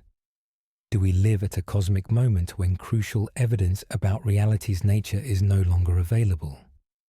Did earlier epochs provide observational opportunities that we've missed because we exist too late to see them? Perhaps the very early universe exhibited phenomena that would revolutionize our understanding if we could observe them. Perhaps some physical processes that operated shortly after the Big Bang left signatures that have since been erased or stretched beyond detectability. We have no way to know for certain what we're missing. That's the nature of missing information. It's invisible precisely because it's absent from our observations. But the far future scenario does more than raise philosophical questions. It highlights how fortunate our cosmic moment is. We exist at a time when evidence for the universe's true nature remains accessible. We can see billions of galaxies. We can detect the cosmic microwave background. We can measure expansion. We can piece together the universe's history and predict its future. This window of observability won't last forever. In cosmic terms, it's temporary. The universe spends most of its existence in states where comprehensive cosmological observations are impossible. Either too early, when structures haven't formed and complexity hasn't emerged, or too late, when expansion has removed the evidence. We exist during the brief window when observation is possible. This might simply be a coincidence, or it might be inevitable. Observers can only arise and ask questions when conditions are right, and those conditions happen to correlate with observability. But regardless of why, it remains true that our cosmic moment provides special opportunities for understanding. We can see the full sweep of cosmic structure. We can trace expansion history. We can investigate the universe's fundamental properties. Future beings won't have these opportunities. They'll be cosmologically impoverished relative to us, not through any failure of intelligence or technology, but simply because the universe will have evolved to a state that hides its own history. And the ultimate hiding of history comes much later, as the universe approaches its final state.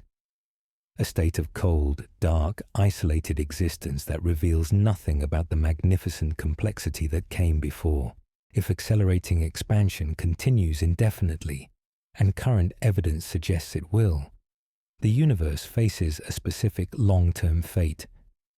Not a sudden end, but a gradual fading into isolation and darkness. Over the next 100 billion years, star formation will gradually cease throughout the universe. Stars form when gas clouds collapse under their own gravity, compressing until nuclear fusion ignites. But this requires dense concentrations of gas. As the universe expands, gas becomes more diffuse. The density drops. Eventually, it becomes too thin for gravity to pull it together into collapsing clouds. New stars stop forming. The era of star formation ends. Existing stars will continue shining for varying lengths of time, depending on their mass. Small red dwarf stars burn their fuel incredibly slowly and can survive for trillions of years. Massive stars burn quickly and explode as supernovae within millions of years. Medium-sized stars like our Sun last billions of years before, swelling into red giants and then collapsing into white dwarfs. But eventually, all stars exhaust their fuel. One by one, they fade. The universe becomes progressively darker as the last stars wink out. After perhaps 100 trillion years, no ordinary stars remain. Only stellar remnants, white dwarfs, neutron stars, and black holes populate the cosmos. These remnants will persist for extraordinarily long periods, but they too will eventually fade. White dwarfs slowly radiate away their remaining heat over countless trillions of years, ultimately becoming cold black dwarfs, essentially chunks of carbon and oxygen at near absolute zero, emitting no light. Neutron stars cool similarly, though they retain their intense gravitational fields. They'll eventually become dark neutron spheres, invisible except through their gravitational influence on anything nearby. Black holes will be the last objects to disappear. According to Stephen Hawking's theoretical work, black holes aren't entirely black. They emit faint radiation through a quantum mechanical process now called Hawking radiation. This radiation is incredibly weak for large black holes, but it means they slowly evaporate over time. The evaporation rate is inversely related to a black hole's mass. Small black holes evaporate quickly. Large black holes evaporate extraordinarily slowly. A black hole with the mass of our Sun would take about 10 to the 67th power years to evaporate completely. Supermassive black holes might last 10 to the 100th power years or longer, but eventually, even these titans succumb.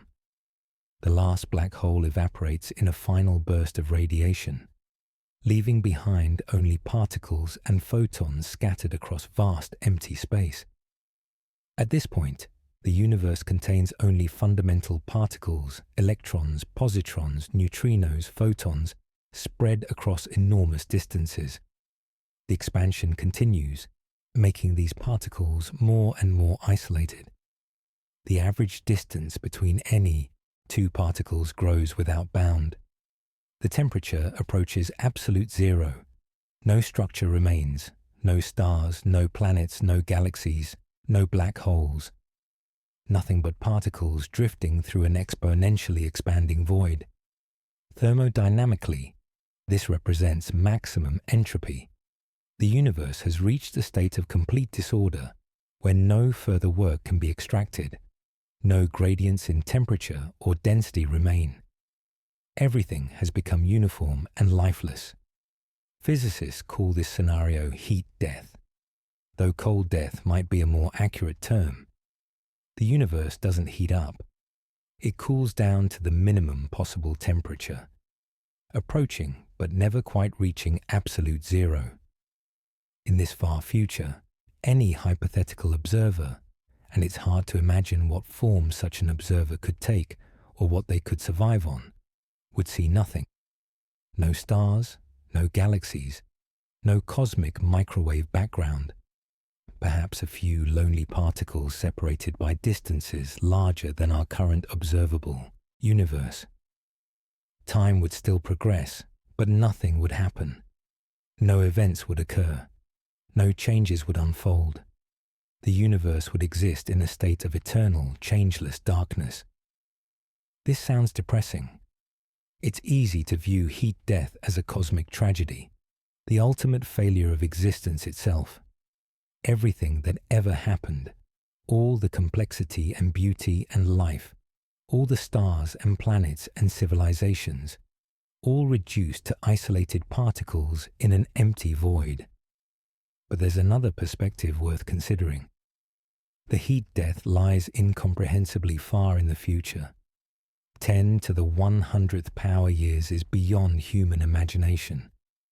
It's a number so vast that our entire observable universe's current age, 13.8 billion years, is nothing in comparison. It's a rounding error on a rounding error. Before heat death arrives, the universe will spend countless trillions of years filled with structure and activity. Stars will shine. Planets will orbit. Life might emerge on countless worlds. Civilizations might rise and explore and discover. All of this complexity, all this temporary order, exists because expansion provides the dynamic backdrop that allows it. Without expansion, the universe would face a different fate. It might collapse immediately, crunching back to infinite density.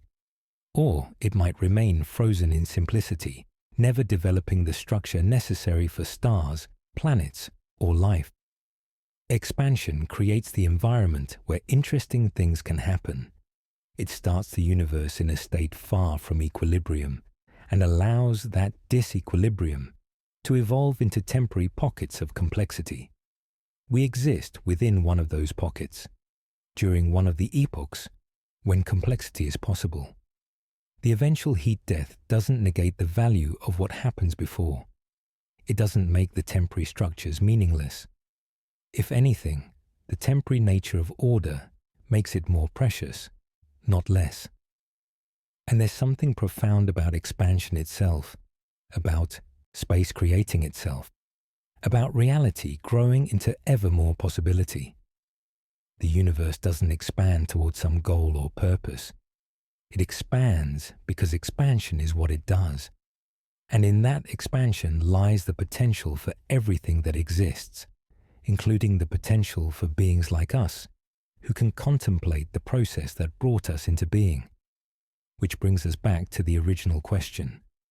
If the universe creates its own space, if it serves as its own stage and its own audience, what does it mean to ask what it expands into? When someone asks, what is the universe expanding into? They're making an assumption that seems perfectly reasonable, but is actually impossible.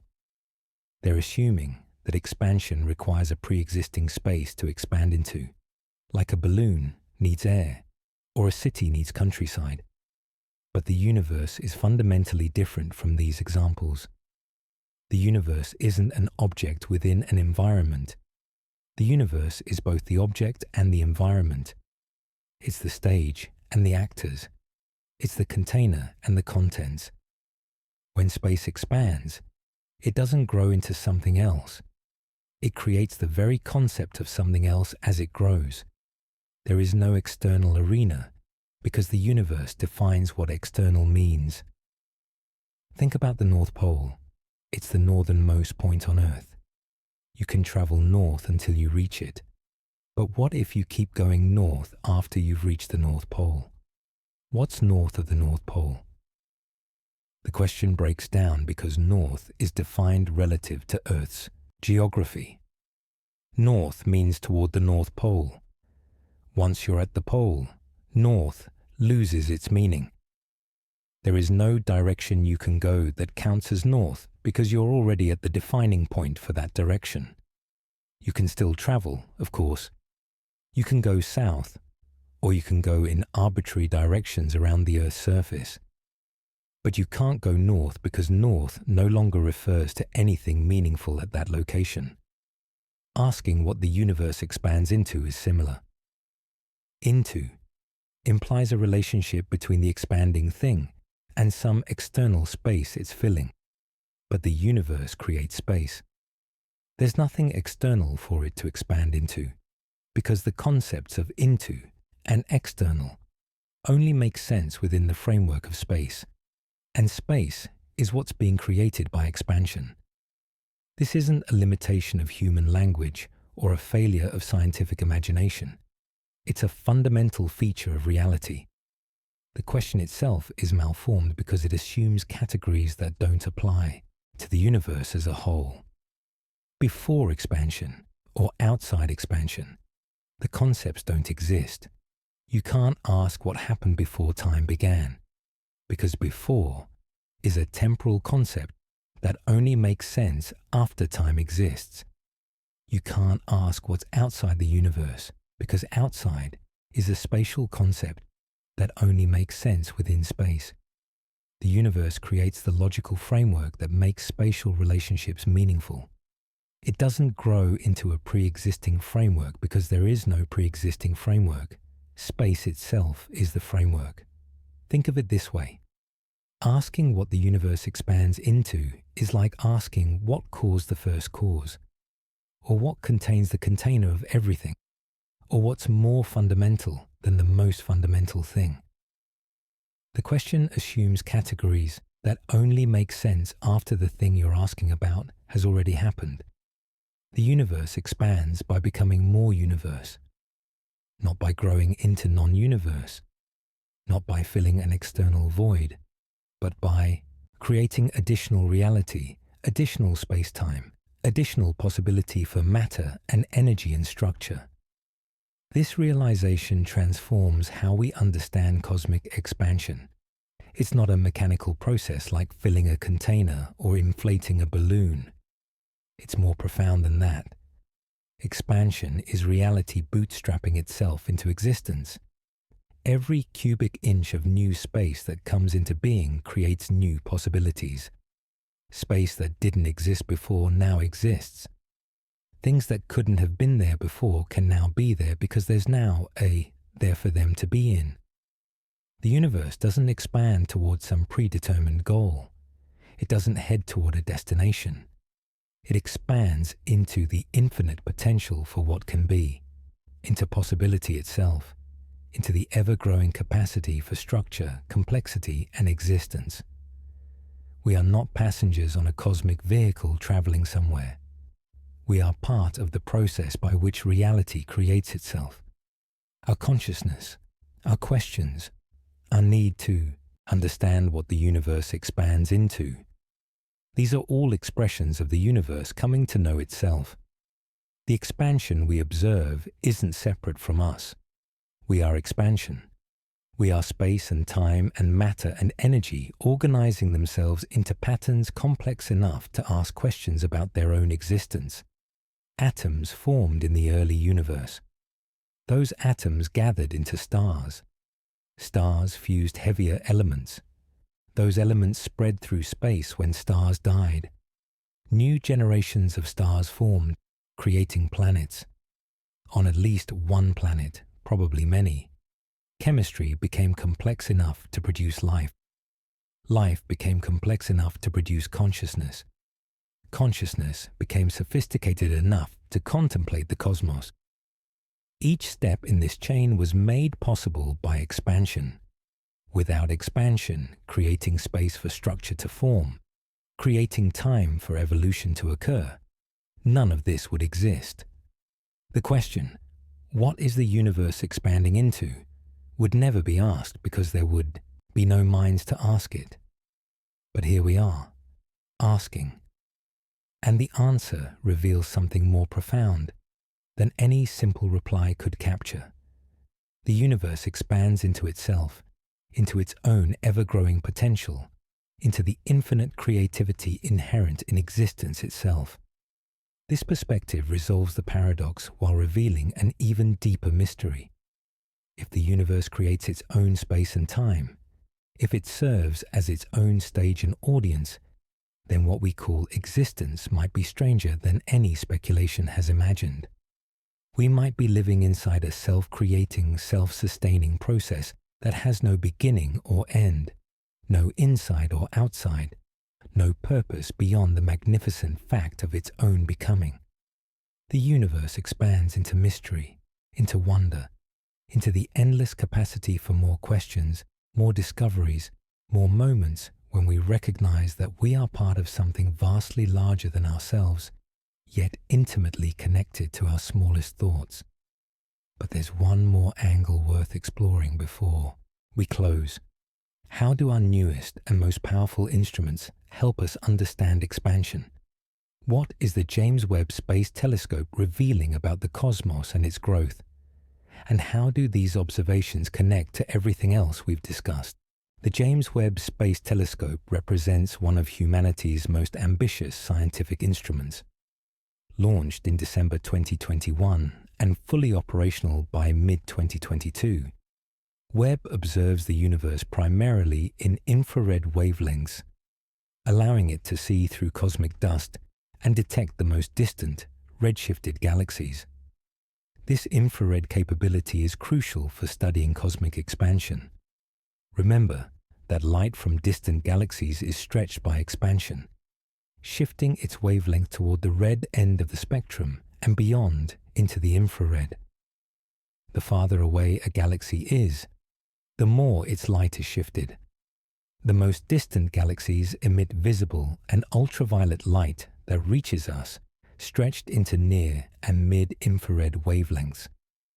Previous telescopes, including the remarkable Hubble Space Telescope, could observe in visible light and near infrared, but their infrared sensitivity was limited.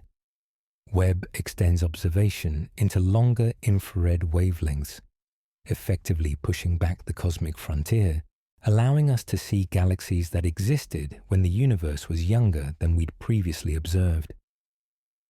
Within its first year of operation, Webb captured images of galaxies that formed less than 400 million years after the Big Bang. These are among the earliest galaxies ever detected. The light we see from them has been traveling for over 13 billion years, and during that journey, space expanded enormously, stretching the wavelengths to values only Webb's instruments can detect. These observations serve several purposes for understanding expansion. First, they map cosmic structure at earlier times. By seeing how galaxies were distributed when the universe was younger, astronomers can test models of structure formation and trace how expansion influenced the growth of cosmic structures. Second, distant galaxies provide data points for measuring expansion history. Each galaxy's redshift tells us how much space expanded during the light's journey.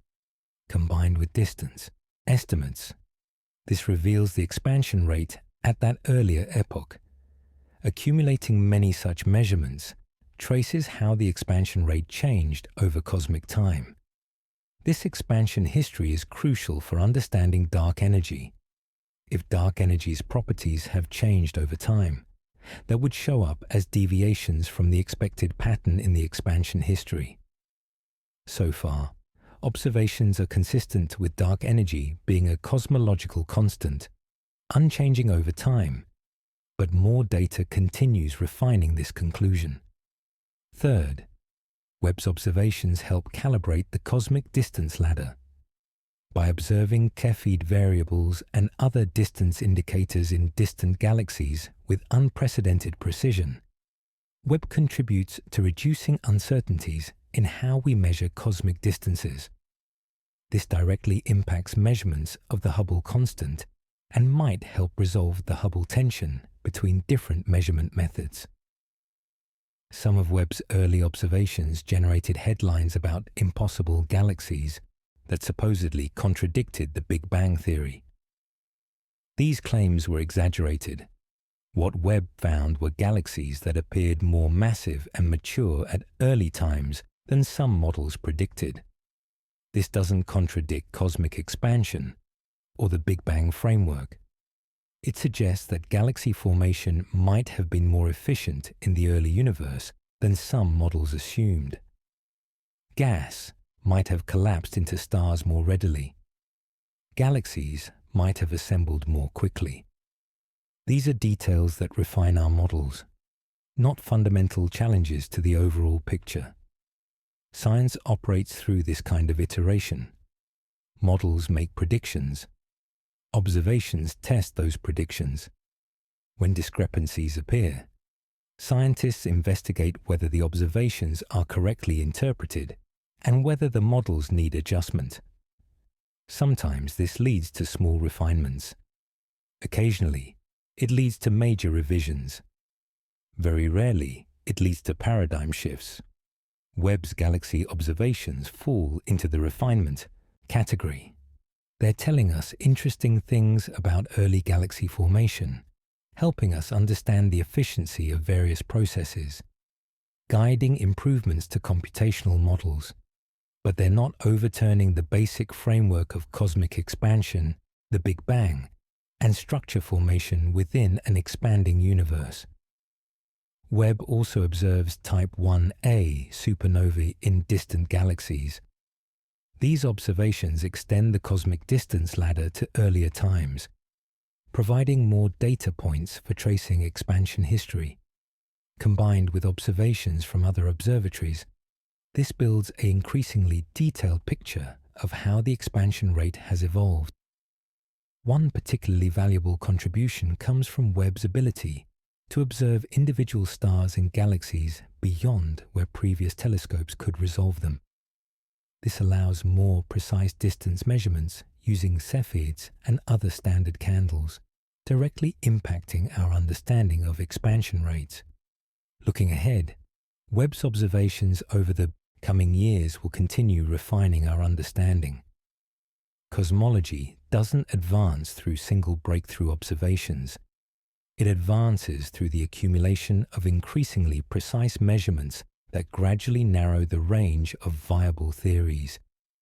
Each new measurement slightly adjusts the parameters describing dark energy, dark matter, ordinary matter, and expansion rates. Each adjustment slightly alters predictions about the universe's age, size, and fate. Progress comes incrementally, through careful observation and analysis, gradually approaching better and better approximations of truth.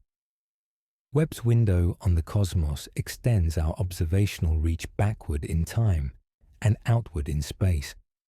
It allows us to see epochs and regions that were previously hidden, and in doing so, it confirms, refines, and occasionally challenges our understanding of how the universe expands and evolves. But ultimately, all these observations point back to the same fundamental insight. Space itself is expanding. The universe is growing. Reality is creating more of itself. And we are part of that creative process, tiny patterns of complexity within the vast evolving whole.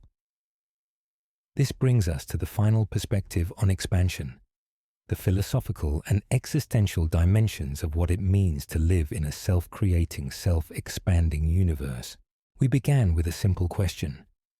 What is the universe expanding into? We've explored the physics, the observations, the measurements, the implications for past and future. But now it's worth stepping back and considering what all of this means. The universe isn't expanding into anything because it creates the very concept of into as it expands. This isn't just a technical correction to a naive question. It's a profound insight into the nature of reality itself. Expansion isn't something happening to the universe. Expansion is something the universe does. It's not a process imposed from outside. It's the fundamental behavior of space-time itself, expressing its inherent dynamics according to the laws of physics. In a very real sense, the universe is bootstrapping itself into existence. Each moment of expansion creates new space, new possibilities, new capacity for structure and complexity. The universe doesn't need raw materials or external resources. It simply becomes more universe. This process has been happening for nearly 14 billion years, and in that time, the universe has evolved from a hot, dense, uniform state into an intricate cosmos filled with stars, galaxies, planets, and life. All of this complexity, all of this structure, emerged from the interplay between expansion and gravity, between the tendency of space to grow and the tendency of matter to clump together. Without expansion, none of this would exist. A static universe would either collapse immediately under its own gravity or remain forever frozen in featureless simplicity. Expansion provides the dynamic backdrop that allows structure to form, that allows evolution to occur, that allows complexity to emerge. We are products of this process. The atoms in your body were forged in stars billions of years ago. Those stars formed because expansion allowed gas clouds to collapse under gravity. The elements those stars created were scattered through space when the stars exploded. Those elements gathered into new stars and planets. On at least one of those planets, chemistry became complex enough to produce life. Life evolved over billions of years, becoming increasingly sophisticated. Eventually, through mechanisms we still don't fully understand, life became conscious. Consciousness became self-aware. Self-awareness became capable of asking questions about existence itself. And here we are. Patterns of atoms and energy, arranged in ways complex enough to contemplate the cosmos. We are the universe becoming aware of itself. We are space-time and matter and energy organizing into forms capable of asking where they came from and where they're going. The question, what does the universe expand into? Is the universe asking about its own nature? The effort to understand expansion is the cosmos exploring itself. The wonder we feel when contemplating these ideas is existence marveling at its own strange beauty. This perspective doesn't diminish science or reduce it to poetry. The mathematics and observations remain essential. We understand cosmic expansion through careful measurement and rigorous theory, not through pure philosophy or mysticism. But the scientific understanding opens onto deeper questions about meaning and purpose and existence. If the universe creates its own space and time, if it serves as its own stage and its own audience, then existence itself might be more mysterious and more magnificent than we've imagined. We're not separate observers watching the universe from outside. We're inside the process. We are the process. We are expansion asking where it's going. The universe expands into infinite potential, into the ever-growing possibility for what can exist, into room for more stars, more planets, more life, more consciousness, more questions, more wonder. It expands into mystery, into the unknown, into regions and times we can never observe but which nonetheless exist.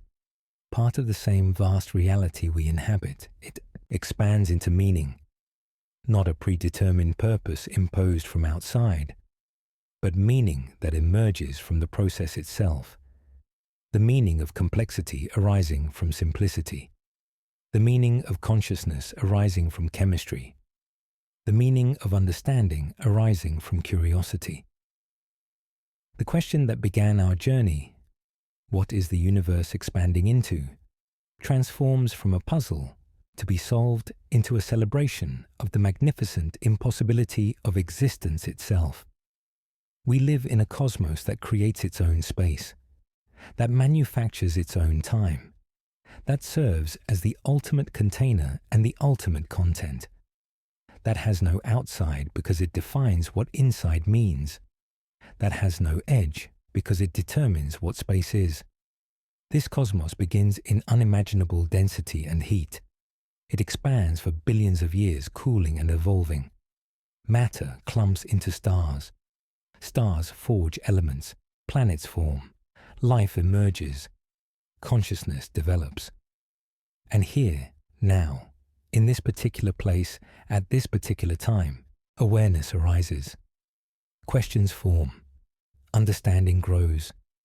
The universe expands into self-knowledge, into awareness of its own nature, into beings like us who can stand beneath the stars and wonder, who can trace the paths of light across billions of years, who can calculate the rate at which space grows, who can predict the distant future when everything will have faded beyond reach. We exist during a brief window when understanding is possible, when evidence remains accessible, when the cosmos can be studied and comprehended. Before this window, complexity hadn't yet emerged. After this window, the evidence will have faded. We happen to exist when observation and consciousness and knowledge coincide. This might be pure chance, or it might be inevitable, that observers can only ask questions during the epochs when conditions allow both life and observation. Either way, we are here. We are asking. And in that asking lies something profound. The universe isn't just expanding mechanically, following equations mindlessly. It's expanding creatively, producing ever greater complexity, ultimately producing beings capable of understanding the expansion itself. The cosmos doesn't need a purpose imposed from outside because it creates its own meaning from within. The meaning of stars lighting the darkness, the meaning of life exploring possibility, the meaning of minds comprehending reality. We are the universe expanding into self-awareness. We are space and time and matter and energy awakening to their own existence and marveling at the infinite creativity of the process that brought us into being. And in that recognition, the original question transforms completely. We're not asking what the universe expands into. We're experiencing what it means to be part of an ever-expanding reality. We're living inside the answer. The universe expands into mystery, into wonder, into beauty, into the endless possibility for more moments like this one, where awareness contemplates existence and finds it extraordinary beyond words. We are here. The universe is growing. Reality creates itself from moment to moment. And in the gentle darkness of night, when you look up at the stars, you're seeing light that has traveled across expanding space. Light that carries messages from ancient times. Light that connects you to the cosmic process that makes everything possible. The expansion continues. Space grows. Time flows forward. And somewhere in all of that vast becoming, we briefly exist, asking our questions, seeking our answers, participating in the magnificent ongoing mystery of existence itself.